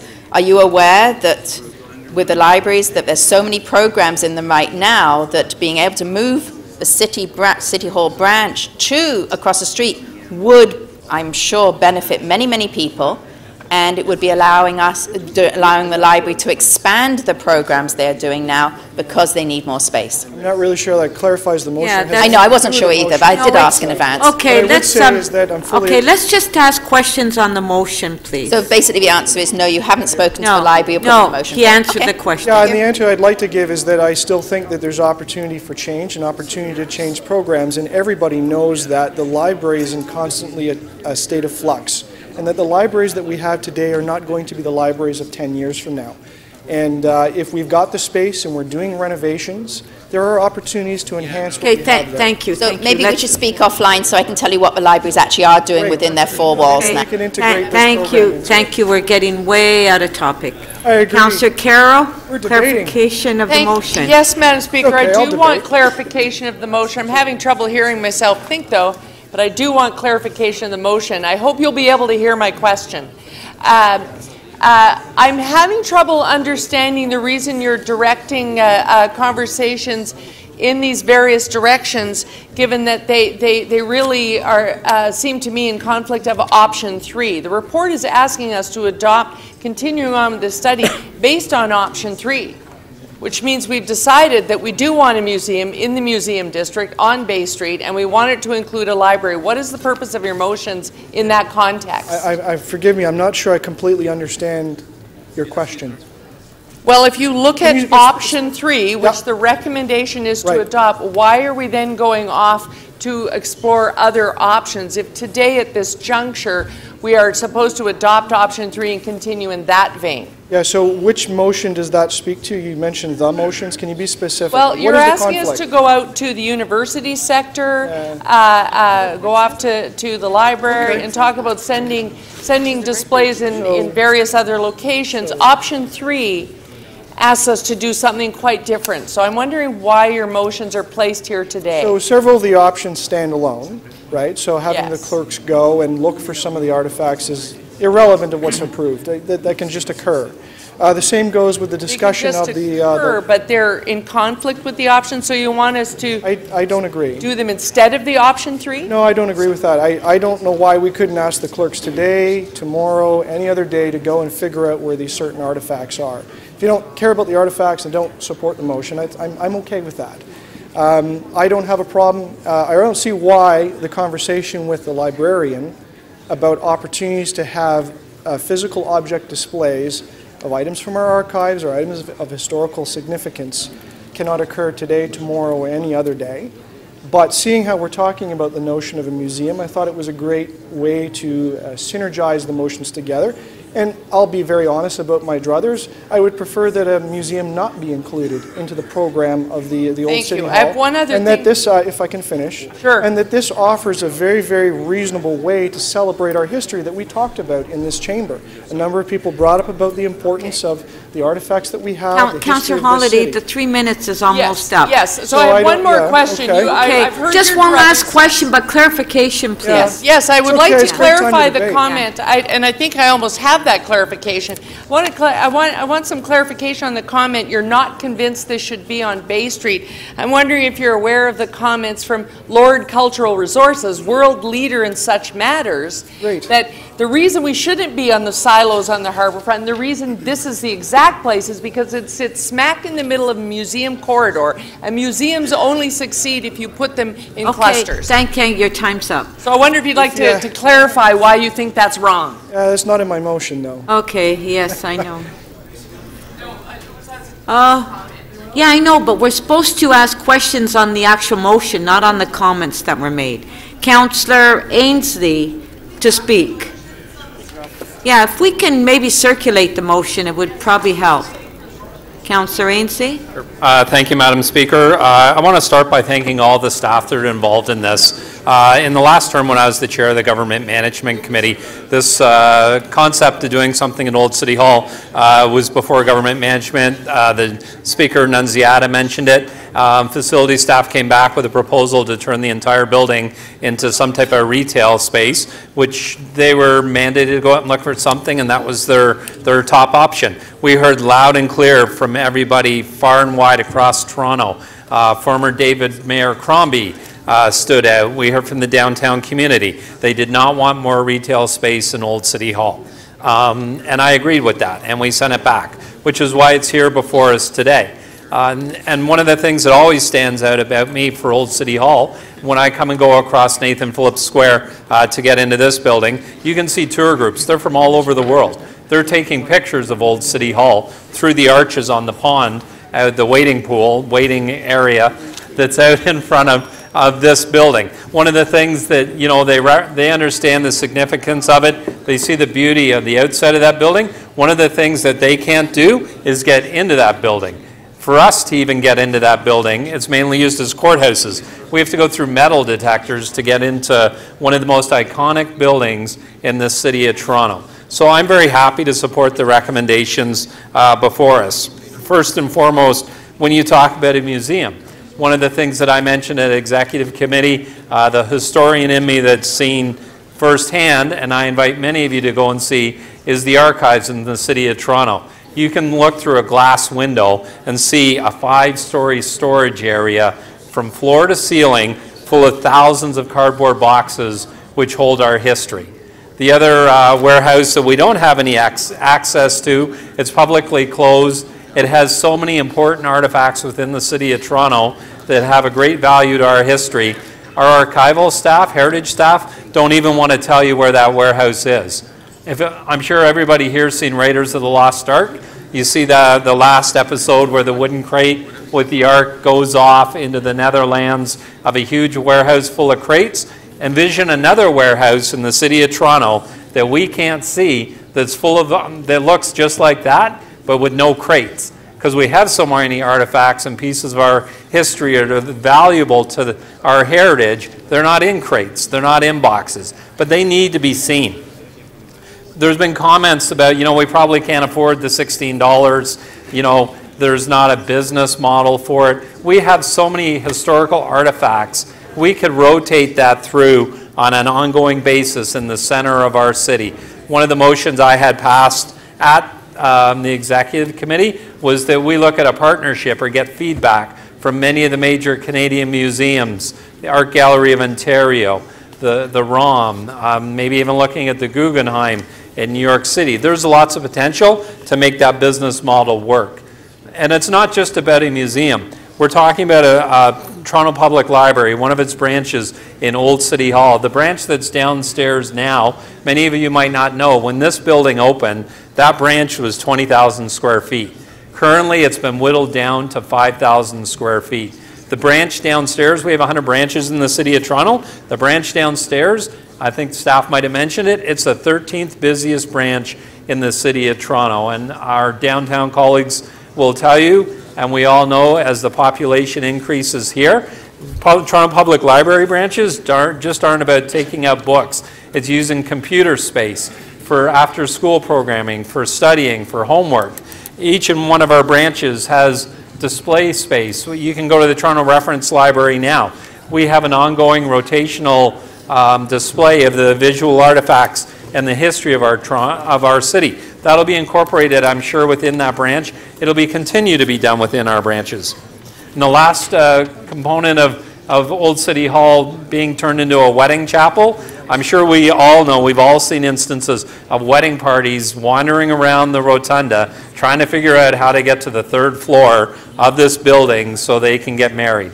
having it in a building, Old City Hall, having it in a building like that, the wedding chapel there, I think is a much more conducive space. I think this is a wonderful project. It's well laid out. It's been 40 to 50 years in the making. I think we all need to support it. And I'm looking forward to bringing my family and friends and making sure everybody knows all about the new rendition of Old City Hall. Thank you, Madam Speaker. Thank you. Councillor Bailão. Thank you, Madam Speaker. I'm a true believer that for one to know where we're going, where we're heading, and to succeed at it, it is really important to know where we're coming from. And for me, that's what this space is all about. It's to know where we're coming from, to know where we're going to. It's not about art or crafts. It's actually about learning about the history, the struggles, the successes of our city, to challenge some of that, to have the conversations about some of these things, to create a space where we can deal with our past to better plan our future. And that is why I'm excited about this. In a city that tourism is flourishing, we're having sky numbers, we can tell the world what we're all about, what we've succeeded in here. In a city that 50% of our population is born outside the country, I think it's extremely important to bring people together. So this is a space about inclusiveness as well. And for us to plan our future, the partnerships that this report talks about with the library, with the universities, that's to plan where we're going. Let's talk about the urban challenges that is facing our city. Taking always in consideration where the city is coming from, learning from what was done in the past, understanding how it influences decisions that we have to make in the future. That's what this space is all about. So that is why it's so exciting to have not only a museum, but actually what has been contemplated here together, to bring our academic institutions together, to bring the library together, to bring the museum together, to not only look at art and crafts, that's not about it at all, but it's actually to talk about the ideas, the values, and what we want this city to be, never forgetting and actually learning from our past. So I'm supporting the report exactly as it is, because I think this is the foundation to a lot of good work that this city much needs, which is a good space for Torontonians to learn from the past, to have a great future ahead. Thank you. All right, so I don't think any of the motions have been circulated, right? It's all good. We're ready to vote. I have my can display. Okay.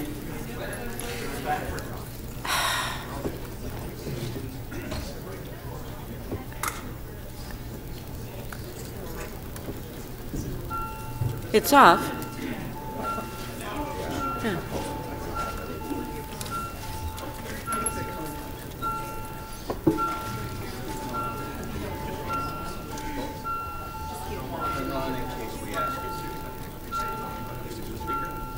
Yeah, give it to me.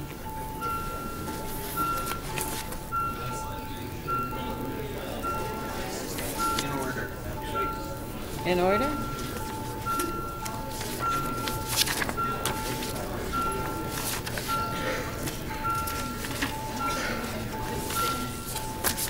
Okay, so we're going to vote on them in numerical order. Our first one is motion number 1 by Councillor Mihevc.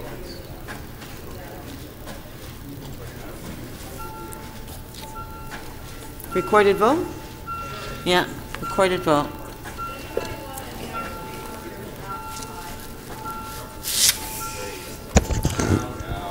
Councillor Kelly, please. Councillor Karygiannis. Councillor Carroll. Councillor Bailão.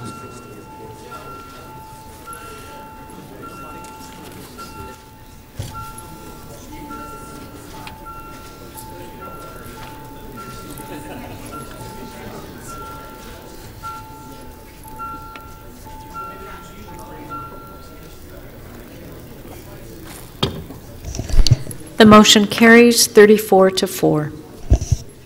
Motion 2A by Councillor Holiday. Recorded vote.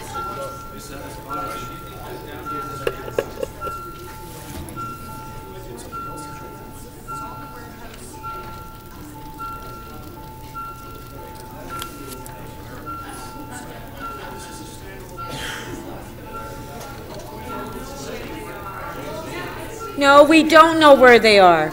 We don't. I've got mine.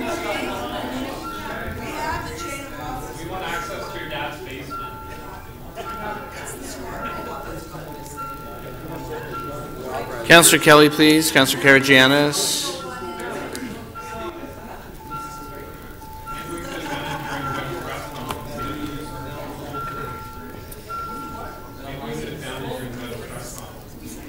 The motion carries 25 to 13. Motion 2B by Councillor Holliday.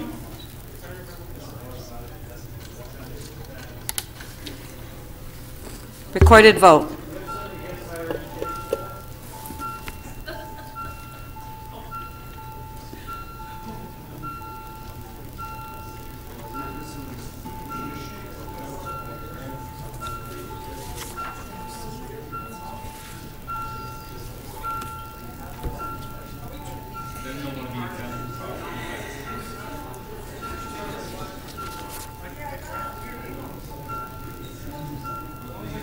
Councillor Troisi, please.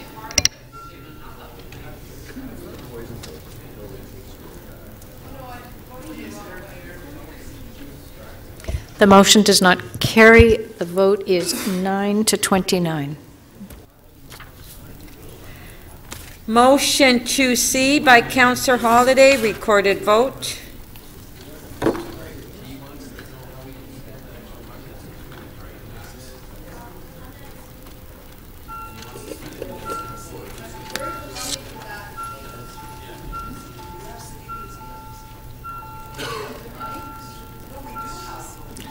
Councillor Kelly, please. Councillor Wong-Tam, please. Councillor McMahon.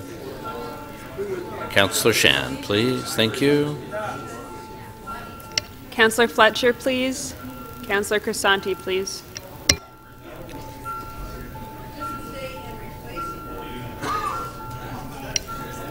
Councillor Fletcher, please.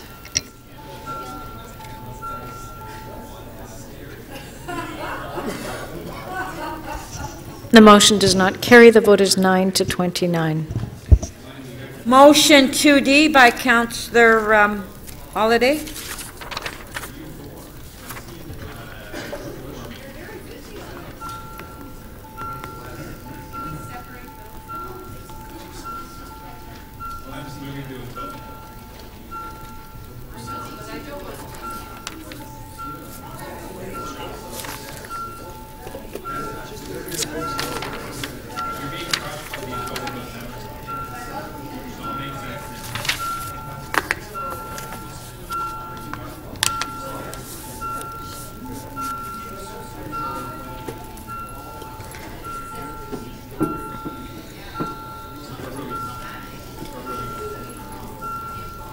Councillor Wong-Tam, please. Councillor Pillion, please.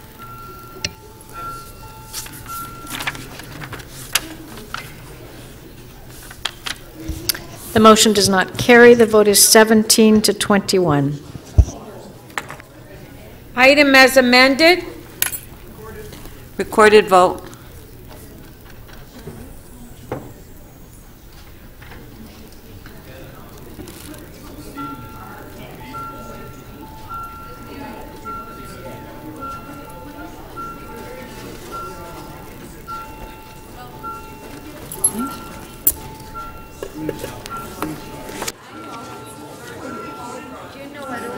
It's item as amended. Councillor Kelly, please. Councillor Davis. Councillor Shan. 40 years ago. Councillor Layton, please. Councillor Grimes, please.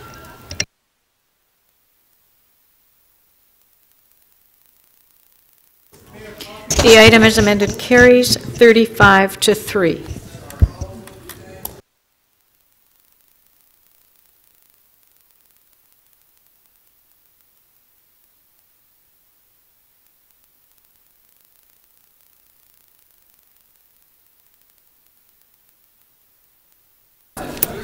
Okay. Okay, members of council, our next item is page 3, EX 30.15, City of Toronto interests regarding airport ownership. Councillor Karygiannis held the item down. Do we have questions to staff? Councillor Ford. Thank you, Madam Speaker, and through you to the appropriate staff. So when did the federal government begin this review of our federal airports? Through you, the federal government review started in the fall of 2016. So, and in the report, it states that the City of Toronto has had no conversations with them as of yet. What we're saying is that the federal government hasn't announced its intentions based upon the review that it commissioned. Right. Do you have an idea when it would have some intentions on that and what they want to do? No, we have no, we've received no indication, and we did try to get some answers and we couldn't get any. Mm-hmm.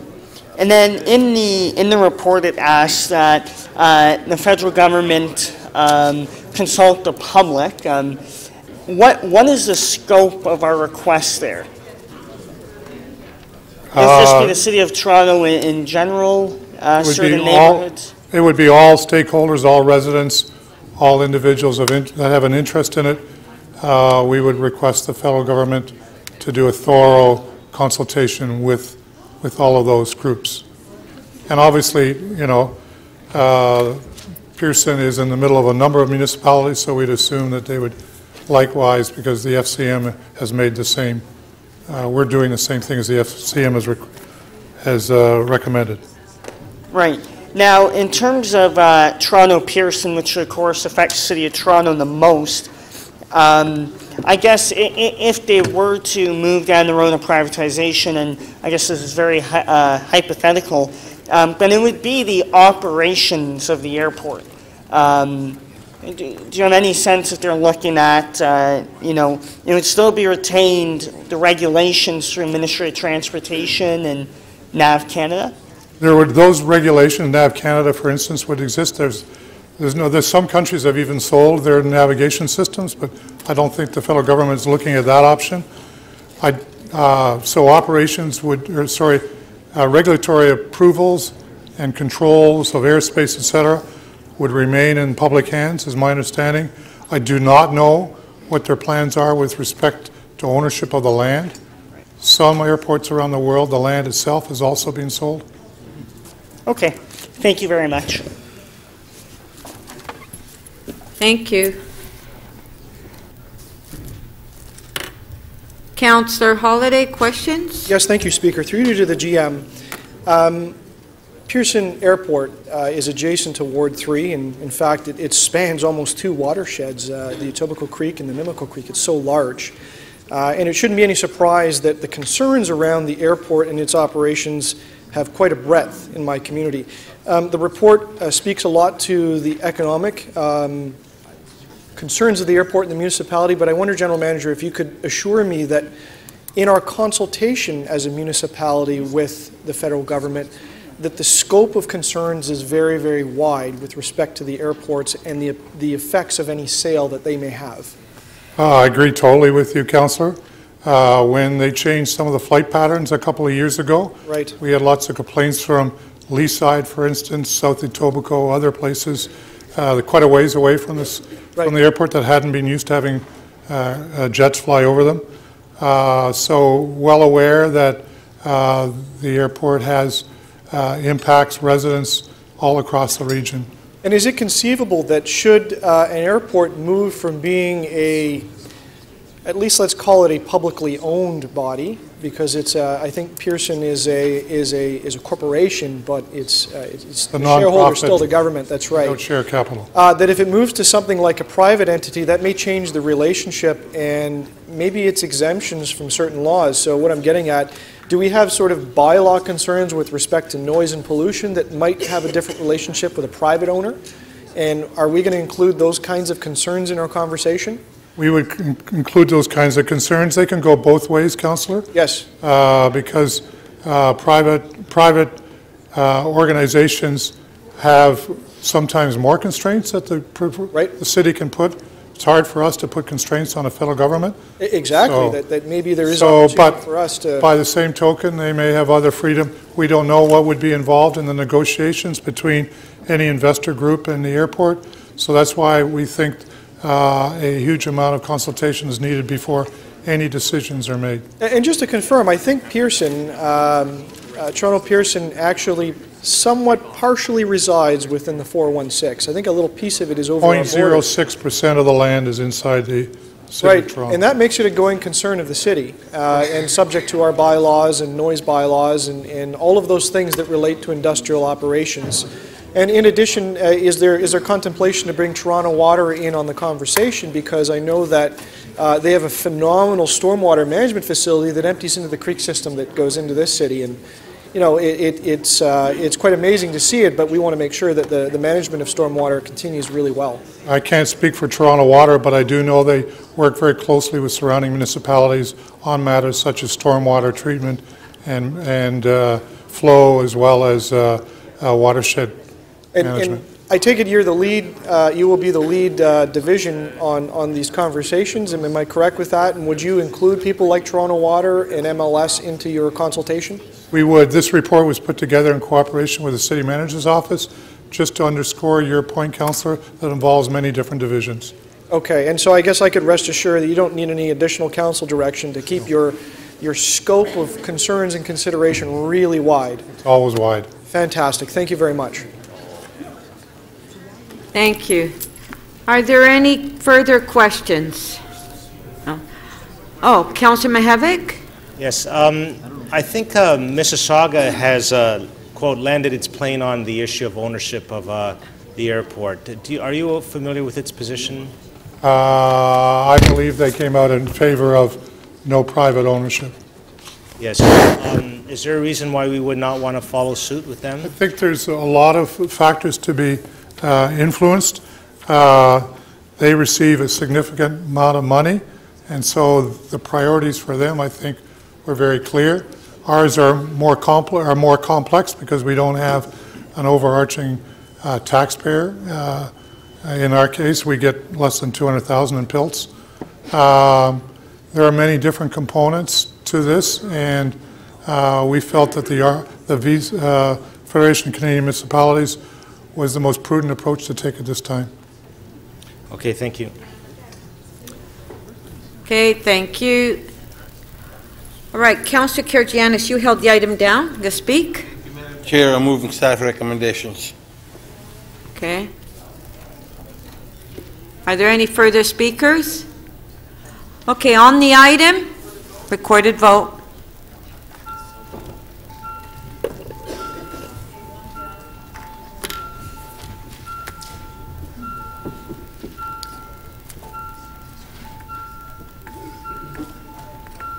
Councillor Kelly, thank you. Councillor Perruzza, please. Councillor DeGiorgio, when you're seated. Councillor Wong-Tam.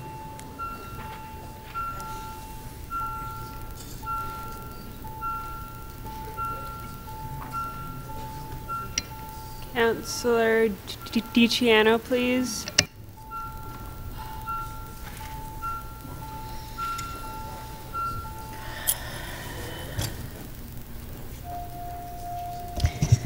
The item carries unanimously, 36 in favor. Thank you. So, before we continue, I just want to, so we can get rid of page 3. On page 3, the top of page 3, which is a couple of deferred items that were held down by Councillor Robinson, and I've been told that she is not going to be in. She's sick, so she won't be in for the remaining of the council meeting.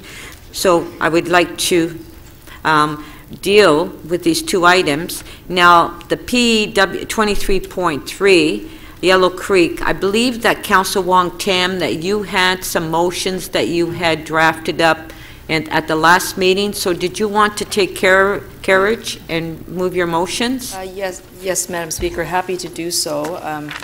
This is a matter that's now been deferred at least once, and we have been working really hard with Parks, Forestry, Recreation, as well as the City of Toronto staff from Water to try to do the very best we can to coordinate the ongoing work in the Vale of Avoca and to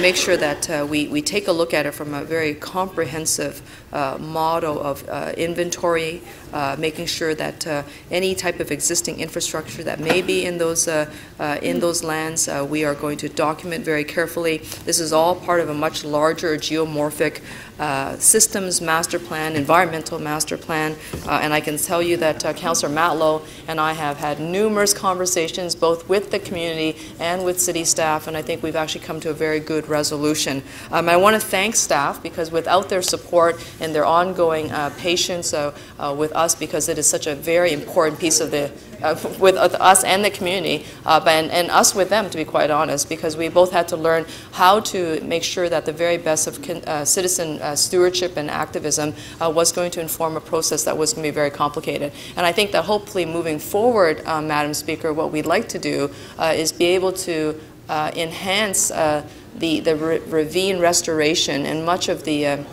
challenges that we are experiencing within the ravines with the uncontrolled water runoffs, with respect to failing water infrastructure. What we want to do is do the very best that we can to make sure that the natural environment is properly maintained, but at the same time making sure that where we have opportunities to enhance the interaction with human behaviors, that it's going to be properly programmed moving forward. So this actually just sets us off onto a path, and in a nutshell, to sum it all up, it sets us off in a path to do further, deeper consultation and work together. Thank you. I'm just going to add the J about the water. Do you need to do that? Is it? That's right. So, Councillor Holliday and Councillor Ford, do you have questions to Councillor Wong Tam on the motion? Okay, just one sec. Okay. Go ahead. Thank you, Speaker, for the Speaker. Through you to the Councillor, I wonder if I get some clarification as to whether or not these are TRCA lands and why TRCA is not mentioned in the motion. Yeah. That I can see. I'm sorry, it's a long motion, so... Yeah, no, of course, and I'm grateful for the question. I don't believe so. These are clearly within the boundaries of the City of Toronto. We have been working, and it's very technical, to be quite honest, but this is why we've had such lengthy conversations even leading up to this to make sure that we get it right. Oftentimes there is overlap with respect to how the ravine system has been layered with infrastructure, but in this case, it is not TRCA lands. So the latter part of the motion, as quick as I could read as it went up on the screen, does speak to identifying infrastructure gaps. Do we have any sense on if there were gaps found, how we would pay for that? And that's the genesis of my TRCA question is, generally speaking, the TRCA is a partner in making repairs and fixes to creek valleys. Yeah, no, and thank you very much for that question. These are not TRCA lands, so we won't need to necessarily involve them. These are clearly City of Toronto lands, so we actually have the purview and the responsibility to maintain them. I wondered if you could offer further clarification if you, and I'm sorry to ask it in this way, if you've had a deep consultation with the parks folks and they are of the full understanding and have resolved plan that if this is executed as being presented, that they have the money to go and deal with these issues. I can confirm that, yes, we've had very deep, very thorough conversations with city park staff, and also the fact that this is not necessarily advancing us to a place where we need to do everything at once. Right. The ravine systems are very complicated. What we do know is that we need to figure out how to start at a particular point and to scope the work so we can get to the outcome that we're looking for. And we've actually negotiated and worked really hard, so we're not completely without direction. And so that's why the recommendations are coming forward in the way that they are, because we want to be able to land at an outcome and then determine what needs to be done, prioritize the list of assets and tackle them one at a time. It will not be a crew that goes in and restores the Vale of Voca or Yellow Creek. This is way too big, and it probably won't be done during my time in council or even yours, Councillor, to be quite honest. Any sense why it isn't part of the standard procedure, the capital plan, the process that Parks has to manage all of its lands and its assets, and it is specifically spoken to in a report for a special ask for consideration? Any idea why it's been singled out? Okay, that was your last question. Sure. Councillor, you probably recognize that we've had most recently adopted the ravine strategy. And that was obviously a body of work that identified particular sites that needed some additional attention. We just happened to have a very underway was a very robust discussion that began literally years ago, and the exploration of doing this work actually began even before my time, I believe. So this is an ongoing conversation in the community, but we needed to start somewhere, and this is actually a very exciting start. It'll take several years to complete. My understanding is going to take some very broad consultation to actually be able to realize a plan that we can actually be able to action. Okay, thank you. Councillor Holiday, before we continue with Councillor Ford, being that we kind of skipped to that item because we were holding it down for Councillor Robinson and then went directly to Councillor Wong Tam, I didn't get the opportunity to ask members if they wanted questions to staff. So if we have any questions to staff, I will open that up. You can put your name on your request to question staff because we didn't do that, okay? So, Councillor Ford, question to Councillor Wong Tam. Right. Thank you, Madam Speaker. I don't know if I'd benefit more questions to staff, but I'll ask the member. So, if the member's motion could be put up on the screen, I was trying to read it as quick as I can, but one part did catch my eye about, I believe, advancing the work on Yellow Creek. Is that correct, Councillor? Well, yes, Councillor, that is correct. The staff are prepared to do this work. They're already in the Yellow Creek, the Vale of Voca area. They do recognize that there are significant challenges, especially with soil erosion, collapsing water infrastructure. This is an area of the city that used to in some ways be a landfill. There were train stations that sort of rumbled through. There was creeks embedded with creeks, and a lot of what we now know has been left dormant. So we have an entire neighborhood that sits around there, and some of it is slowly collapsing. I don't want to alarm anybody, but I can say that in my neighborhood here, we actually have houses that are sort of falling into the creek and the ravine. Stairwells that have been completely washed away, and it is actually very, very dangerous. So even by going into the area to study, and it will take some time to complete the work, we're actually years behind in facilitating the advancement of the environmental assessment. Right. And I understand up in North Etobicoke, we actually have the Etobicoke Creek and the Humber River in the same situation. And so I've had many site visits out on the creek with residents, and what I've been told from staff is that these are prioritized.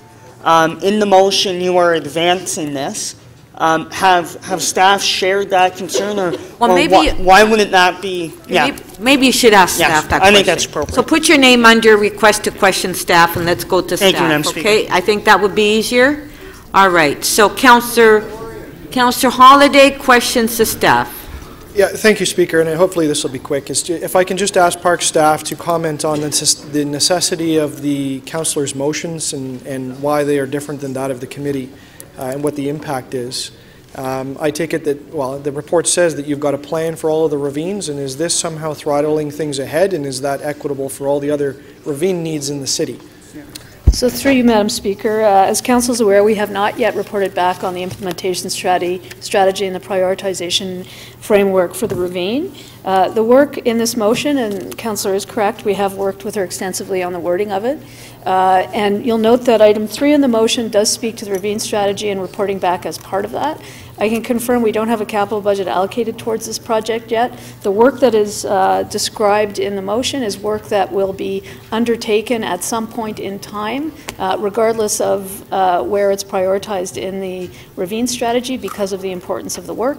And as the councillor has noted, it's not imminent. It is work that will take place over time as the studies indicate around the priority of that work. And are you satisfied with the impacts of this motion on the priorities and the capital plan, and that that's equitable across the city?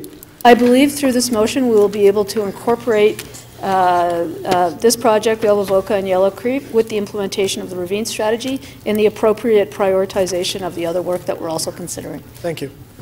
Thank you. Councillor Ford, questions to staff? Thank you, Madam Speaker. And just along the exact same line of questioning to my colleague, you know, in Ward 2, we have the Etobicoke Creek, we have the Humber River with massive issues. I've been out to many of residents' homes with Toronto Water, with the TRCA, and I have been told time and time again that there's a priority list set out.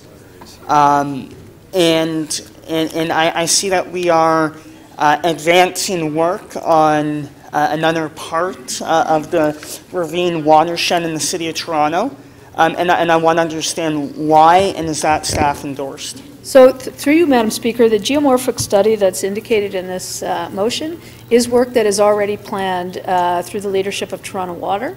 The rest of the work that would evolve as a result of the geomorphic study, once those results are in, would then become part of the ravine strategy implementation. So we're not looking at prioritizing this above and beyond any other projects. Some of the work identified in the scope is already within Toronto Water's work plan, and that will help us in actually prioritizing it as part of the larger strategy.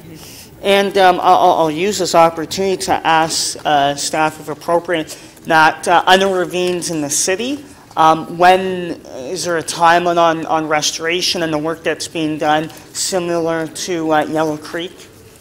Through you, Madam Speaker, we are reporting back on the implementation strategy of the ravine strategy, and as you've noted, there will be a prioritization framework with the costs associated with that implementation. I couldn't give you a scope right now, but I can say that through my examination just of Vale-Avoca and Yellow Creek and some of the other ravine systems, there is a lot of work that we need to do moving forward in the next 10 or 20 years. Absolutely. Thank you very much.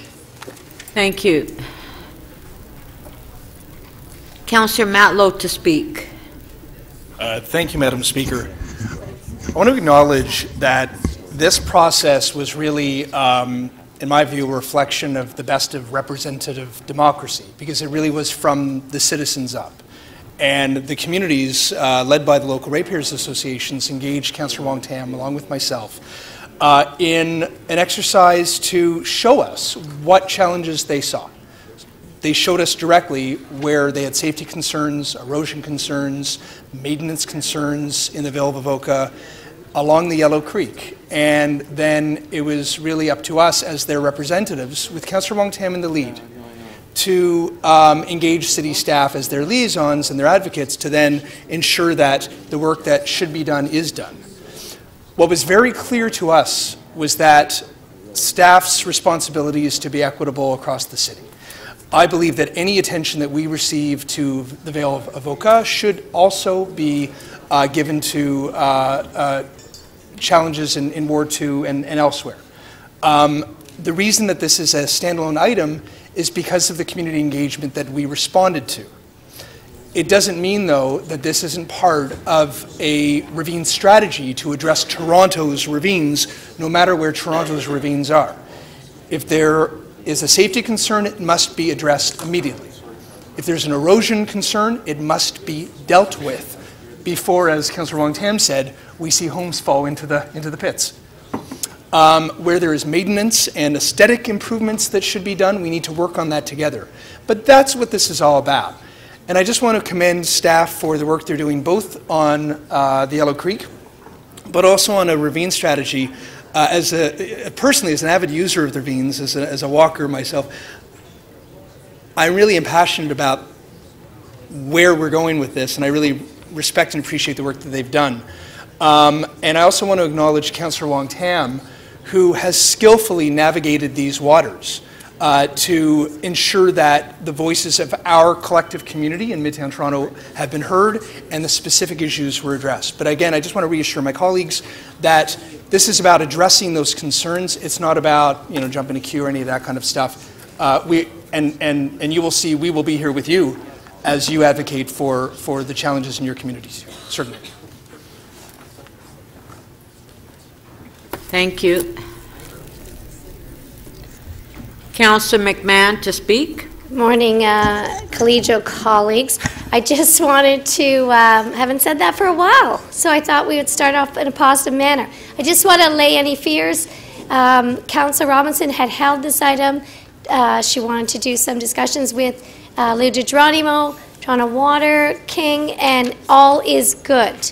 All is good with park staff, all is good with Toronto Water, all is good with the chair, Parks Environment. We are good. So this is a thumbs up, positive vote. Thank you. Thank you. Councillor Fragadakis. Thank you, Madam Speaker. I'll be brief. I was just standing up to support Councillor Wong Tam's motions, and I know that she and Councillor Matlow have worked very hard with the ratepayers in the area, who've also reached out to me and offered to show me the various problems in the ravine. And I think that we need to find ways to develop innovative solutions to our problems. And I think it's we need to find a way to incubate new ideas that will help the ravines across the city, and we'll be tapping into special expertise and community partners. So I think it's a win-win. Thank you. Councillor Davis, are you satisfied? I just wanted to say that we all know that there is erosion across all of our watersheds, and that Toronto Water is looking at geomorphic studies for all of the watersheds, and that we must, along with dealing with the geomorphic studies and the challenges of erosion, but we also have to look at these ravines and repairing these ravines as the ravine strategy sets out, to look at all aspects of the health of these this incredibly important green infrastructure. The thing that is going to be the challenge, of course, is going to be how are we going to pay for it. And I think that's the bigger question that we have to tackle at budget time. And unfortunately, we don't have money in the 10-year capital plan for a whole lot of this water infrastructure work, and we don't have money in the capital plan for our wet weather flow strategy. So I hope that next time round, and I know Councillor Burnside is concerned about the health of our waterways. We have very polluted creeks right across this city as a result of combined sewer overflows. But we have not yet recognized and put into our budgets the cost of those. So I'm hopeful that next time there is a discussion about it, we can actually be realistic about building a budget that accommodates all of the investment that we need, including our ravine geomorphic infrastructure. Thank you. On Councillor Wong Tam's motion, recorded vote.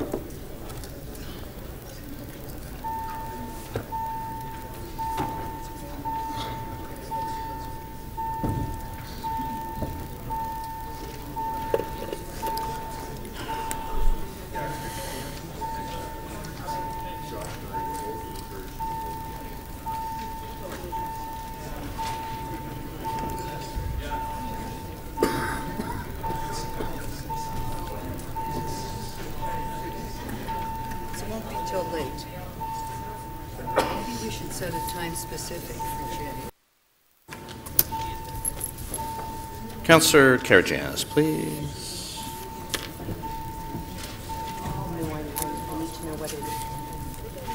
Councillor Perruzza, your vote, please. Councillor Thompson.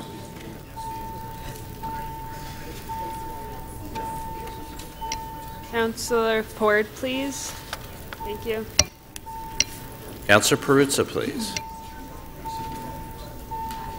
Councillor Mihevc, please.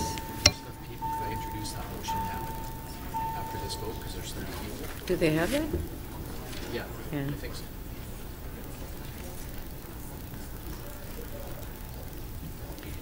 The motion carries unanimously, 39 in favor. That's the end. Okay, thank you. All right. Councillor Perruzza?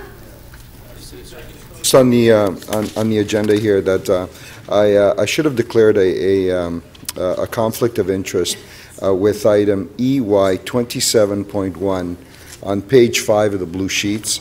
It's the item is entitled Final Report 3002-3014 Islington Avenue Official Plan Amendment, Zoning Bylaw Amendment, and Plan of Subdivision Applications, Word 7, Statutory Planning Act, RSO 1990. I own a home not too far from here, so I'd like to declare a conflict on that. Okay. Thank you so much, Speaker. Thank you.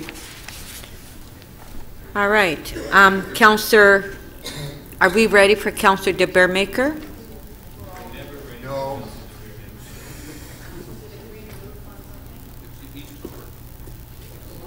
Gonna spend some money.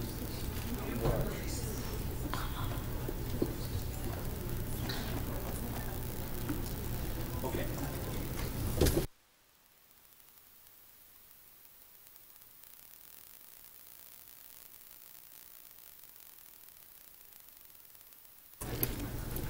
All right.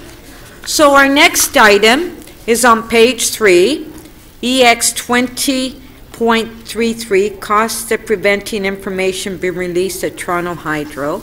Councillor Perks held the item down. Do we have questions to staff? Yes, I do. Councillor Hollett? Oh, okay, just a sec. Councillor Holiday, Councillor Perks first. Councillor Perks. Thank you. To the city solicitor. In the response to my inquiry, Toronto Hydro indicated that they were somehow constrained by the process through the Freedom of Information officer at the province that prevented them from being able to share the information.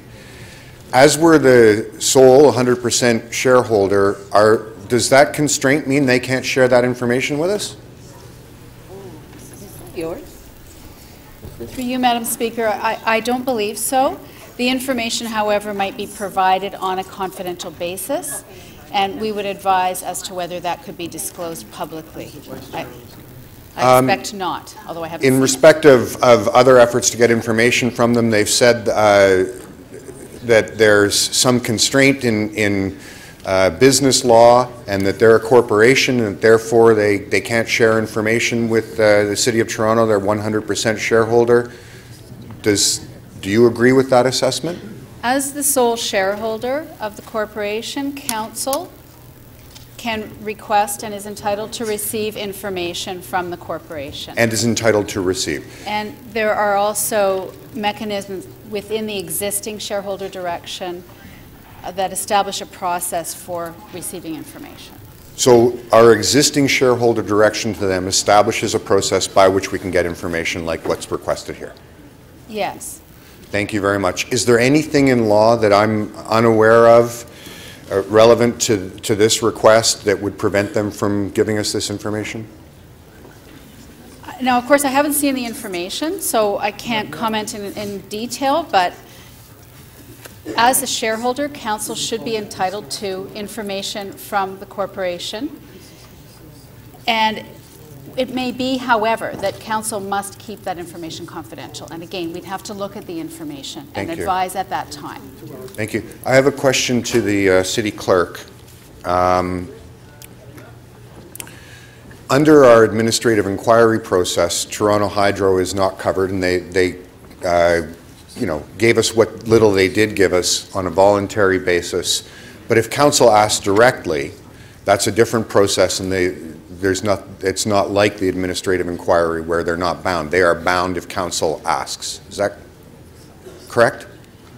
Or the city solicitor, whomever.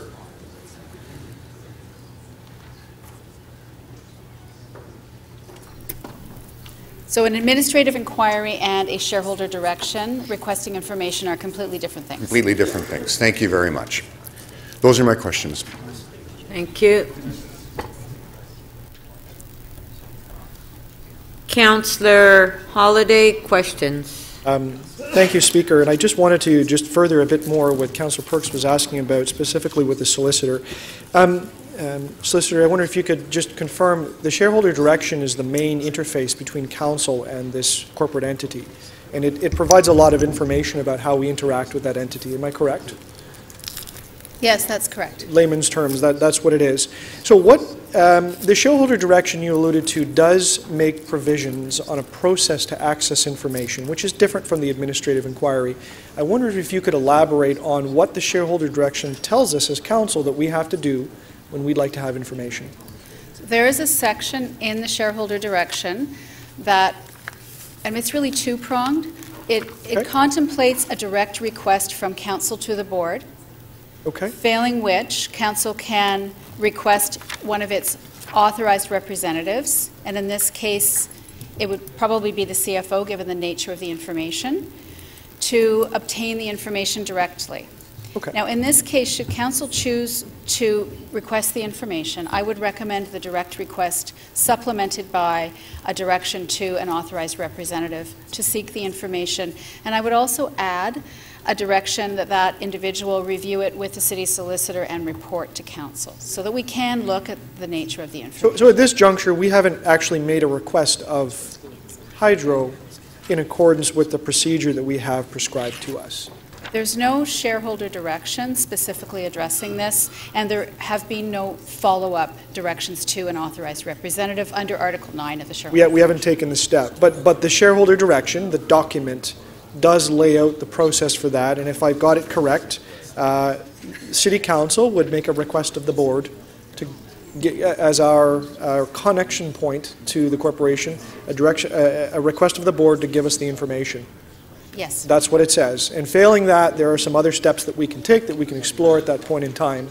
The shareholder direction is quite robust in ensuring that there is a process in place. Yes. Fantastic. Thank you very much. Thank you. Councillor Kelly, questions? Yes, to the solicitor. The shareholder has the right and the ability to request confidential information and to receive it in an in-camera context. Is that a fair summary? Yes.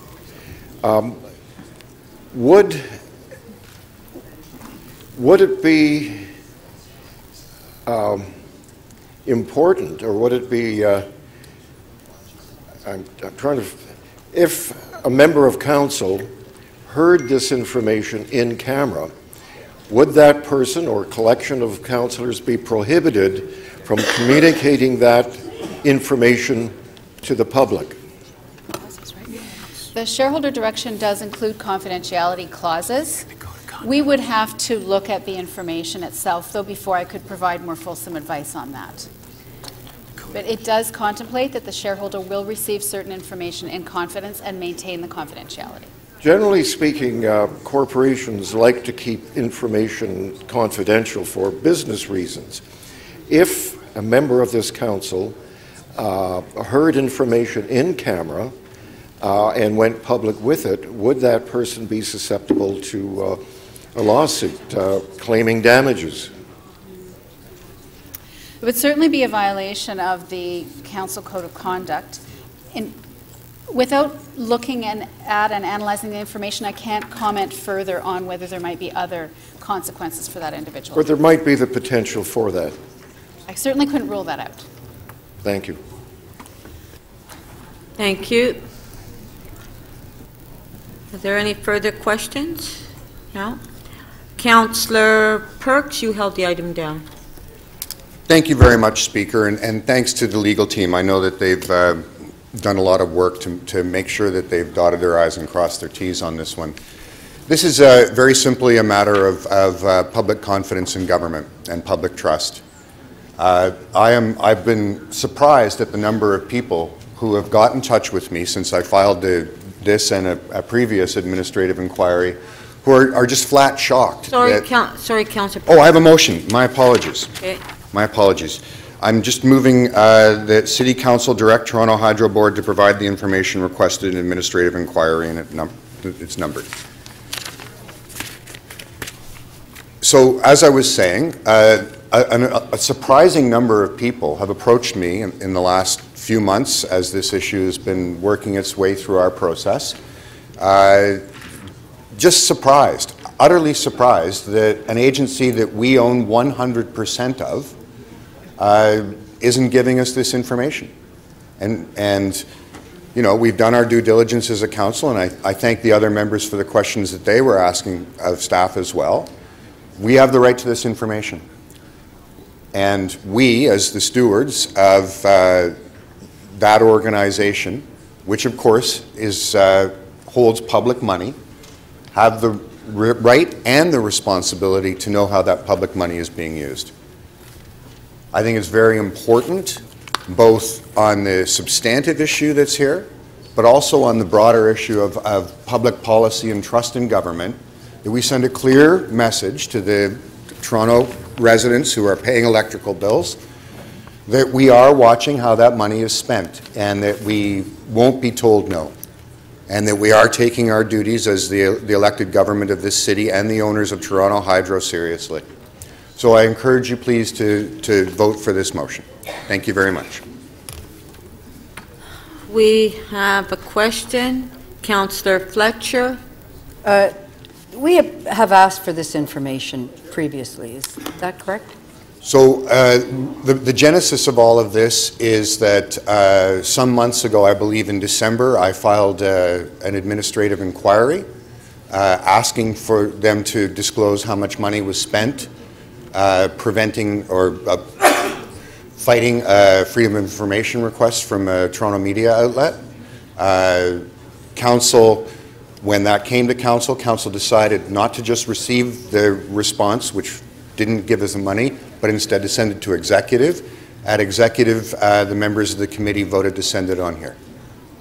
And I would think that the city manager would have asked Toronto Hydro that question.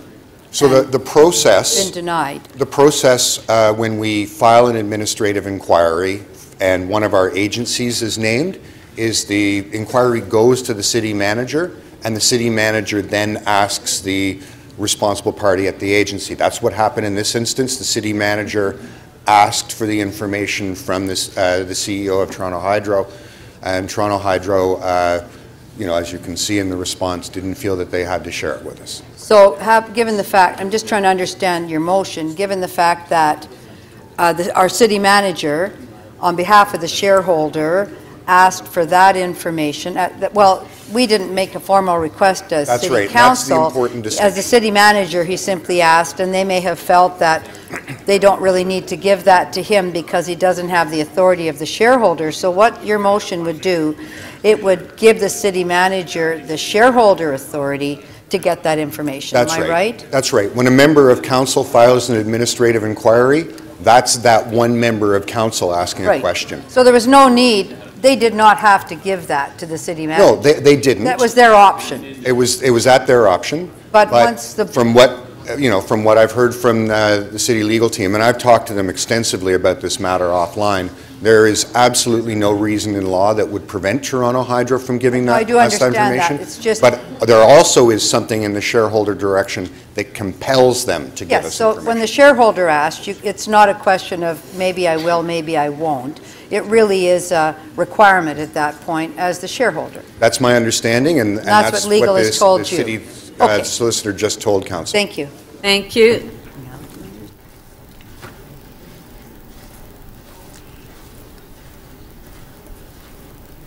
Councillor Shiner, clarification of the motion. Sure. So I'm trying to make sure we understand, because there's some confusion here on the floor. to what we're asking for. We're not asking about their salaries or their benefits or any of those issues. No, the only thing we are We're asking... looking for information in regards to costs that might have been spent towards privatization of Toronto Hydro. No, I'm not even asking for that. What are you asking for? The only thing I am asking for in this motion... See how confused I am?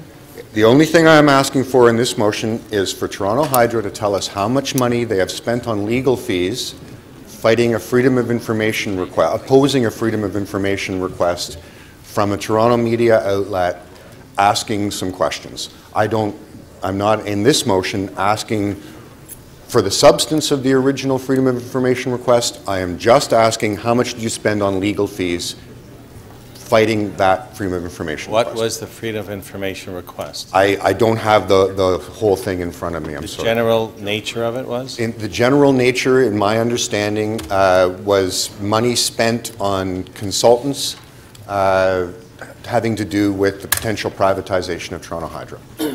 So, from your understanding, the media has asked to know what Toronto Hydro spent on consultants towards a matter of privatization of Toronto Hydro.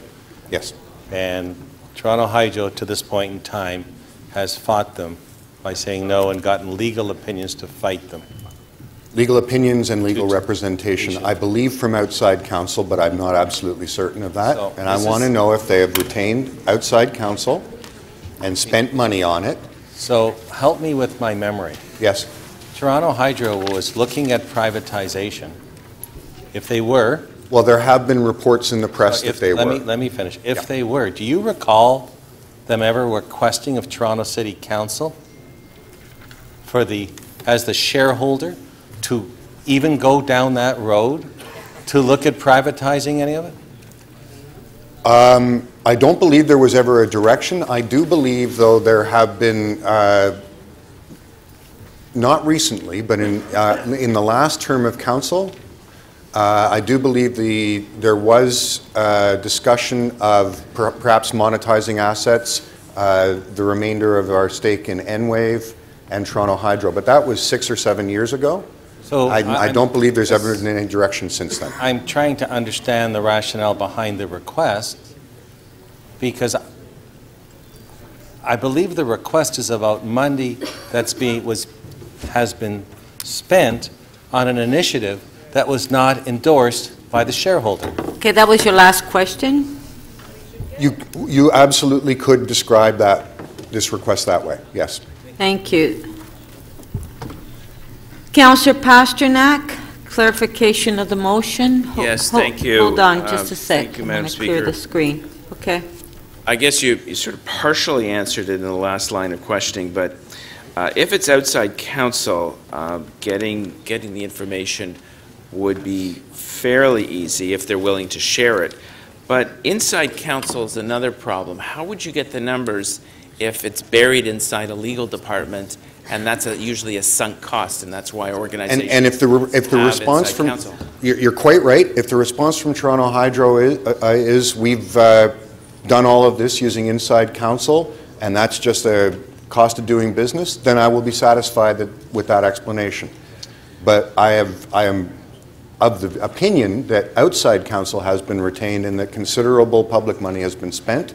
I want to know if that's the case, and if it is the case, I want to know how much money. Even inside counsel would have to docket their hours. Would you go?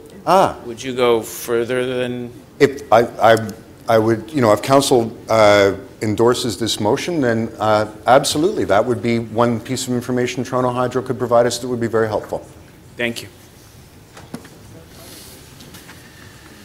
Thank you.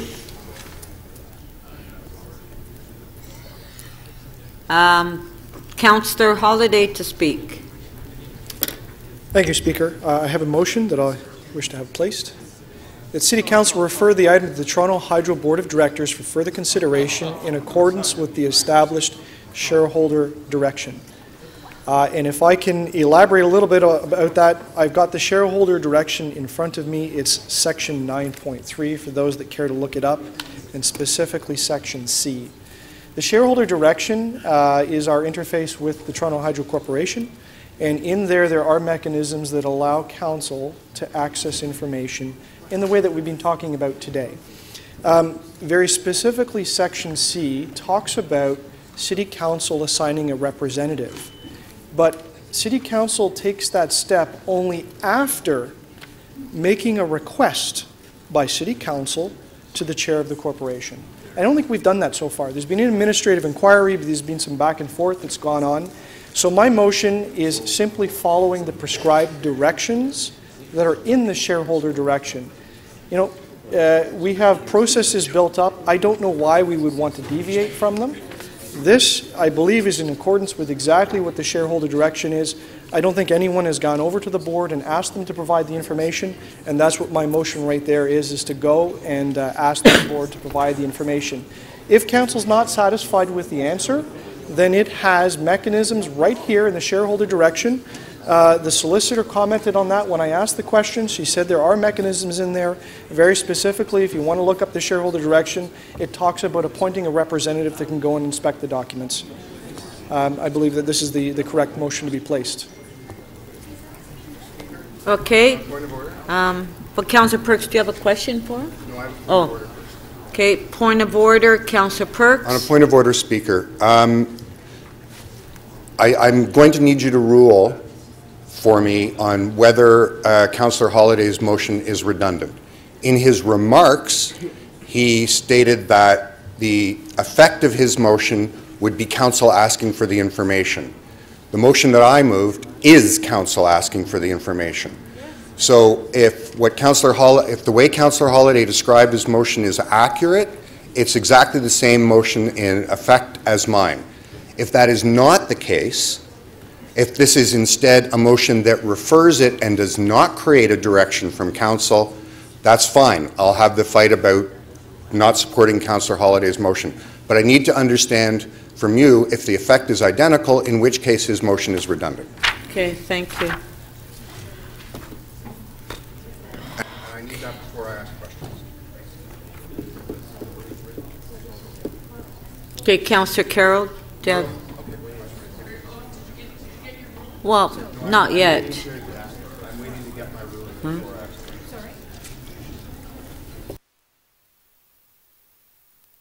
Okay, just a sec. Okay, Councillor Carroll.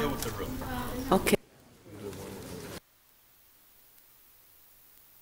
I'm here. I'm getting various messages here.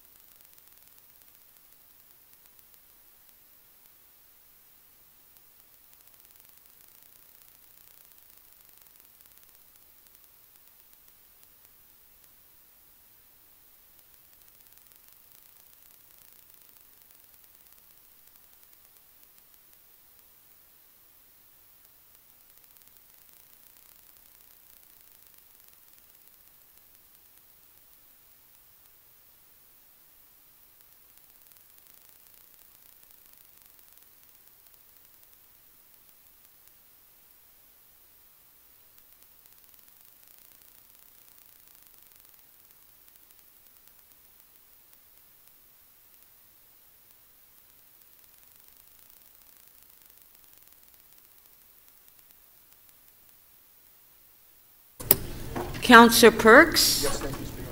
After speaking to the clerk, Councillor Holliday's motion and your motion is not the same. Okay, thank you very much. So then I have a question. Okay. Could you tell me in what way so, they're different? Councillor. In what way are they different? I need to understand. Okay.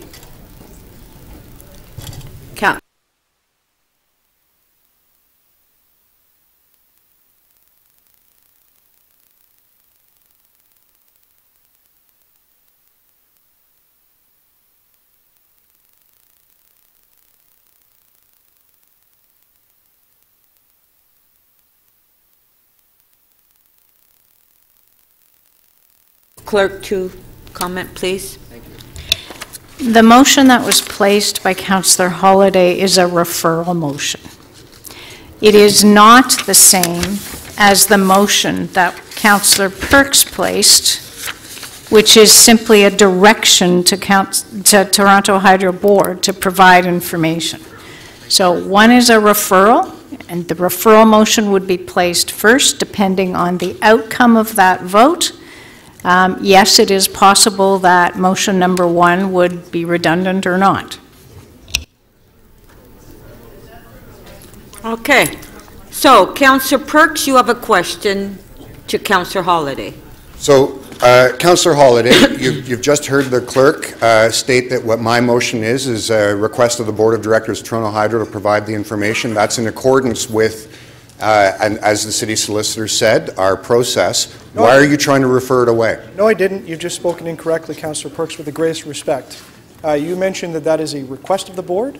The clerk just said that is a direction of the Board, which are two entirely different things. And if I can ask for quiet in the room, I will read the final sentence.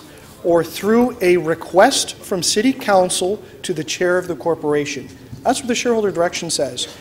Councillor Perks' motion says direct. That is an entirely different thing than a request. All I'm asking you to do is to follow the exact wording of the shareholder direction. I think my motion achieves that, and I would ask City Council to follow our own direction. So if that's the case, why are you moving a referral? A referral is not a request, it's a referral. It means don't take action on the item. Sure. It means don't have an actual direction from council. Why are you moving to refer it? I disagree with you, Councillor Perks. The referral is the movement of the contents of the motion before us, and that motion poses a question, and so that question it gets referred over. I believe it achieves the same thing as a request.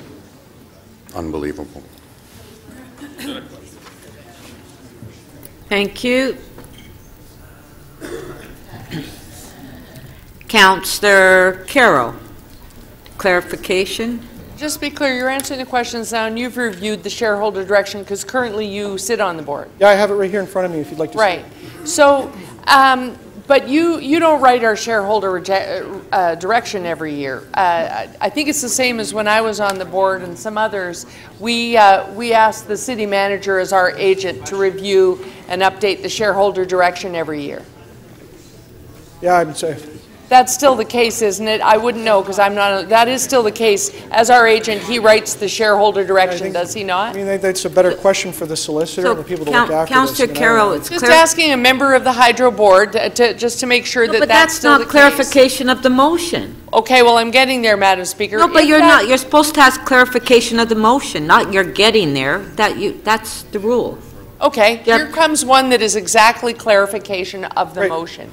Given that our agent, Peter Wallace, has already asked Toronto Hydro to provide this information on November 28th, why are we referring this to them? They already have the request. So if you could clarify, what more do you expect to happen as a result of referring something from council? What I'm trying to do is follow the direction that's prescribed in here, and that says, or through a request from the city to the chair of the corporation. But we already have, through our agent, the city manager. I don't believe the letters referred to the chair of the corporation. Not a letter. He made a request on our behalf for the information on November 28th. I believe it properly goes to the board. I don't think the city manager went to the board. We have a different interpretation of that clause that I'm familiar with as well. Okay. Councillor Davis. Thank you, Speaker. Councillor, your motion does not make a request. It refers and asks the Toronto Hydro Board to consider. Right. So this is just simply, again, asking them for a voluntary compliance with the request. Wouldn't you agree? Right, and that's what the shareholder direction says, or through a request from the city council to the chair of the corporation. A request, not a direction. A request. And so when they reply to this, right, it is their view that they simply aren't prepared to. That's speculation. I can't tell you how the board Excuse me, I will haven't asked my question yet. I'm sorry, Councillor. Clarification, though. The document that Toronto Hydro sent back to us with respect to this matter on December 4th says very clearly they don't believe they need to provide this and are not going to provide it. For my benefit, could you describe who the document came from? It came from the Executive Vice President, Regulatory Affairs and General Counsel, Toronto Hydro Corporation, Amanda Klein. A staff person. Who is speaking on behalf of the board. Does it say that? I'm not sure. I don't. That's Okay. a request of the board. So, if are you confident that the board is going to comply with another voluntary request? I couldn't speculate, but what You're on the board. Yeah, I can't speak for the board. I'm sorry. What I can tell you though is that the procedure says that we make a request to the board, which is what my motion achieves, and then if we're not satisfied with that answer, the shareholder direction provides another provision for us to ask again. So, Councillor Holiday, if this, as our representative on that board, are you prepared to speak in favor of this council, the shareholder that you represent on that board, are prepared to say, yes, they should provide that to this council? I don't know, is pointing, giving direction to a member of council to I'm perform their asking duty? Councillor Holiday, Look, well, are you prepared as a member of that board? Thank you. Okay. Okay, All right, Madam. Councillor Davis. I'm happy to answer, but that's okay. Okay, thank you.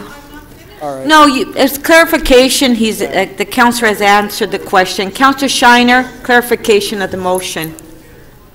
So. No, I didn't. Councillor Shiner. That's wrong. Through the chair. Councillor Holiday, so your perspective is that the shareholder direction should be followed in getting this information from the board? Yes. So, if I move a motion instead to amend the shareholder direction, which we can do, to require the board to give us this information, it would satisfy everything you want, if council so votes to do that.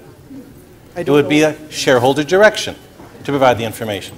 So, I mean, it's an interesting question that, we will make the rules to suit our needs today. I mean, I don't know why we don't just follow the process that's been laid out for, I don't know how long. Is the process not? Michael. Sorry. There's a lot of chatter in here, Speaker. Is the process not one where the shareholder provides direction to the corporation and the shareholder is permitted at any time to change that direction? So to satisfy the little difference that you have in the motions, then if this council wishes, simply change the shareholder direction, which is our prerogative, so we can ask this information as a directive. And then you wouldn't have to worry about us not following the rules. I mean, I think that's probably a better question for the solicitor. Okay, Councillor. No, I'm asking you in light of your motion for clarification. I'll look at whatever motion. Your motion is one where you're saying we're not following the shareholder direction. Right. So I'm asking you, would you then not be satisfied if the shareholder direction was put to the question of council, and if council supported the change in shareholder direction, you'd have no problem with it? I'll look at the motion, but I don't understand why we would set up a process and then just sort of tweak it to our suited needs today. Why not just submit the request as we had always contemplated? But we hadn't. The process, is it not, where we give direction and you follow it? Oh, the process. So if you're not satisfied with the direction, then we can change that. And you should be more than satisfied, because a director, you can just provide it. Thank you. Thank you.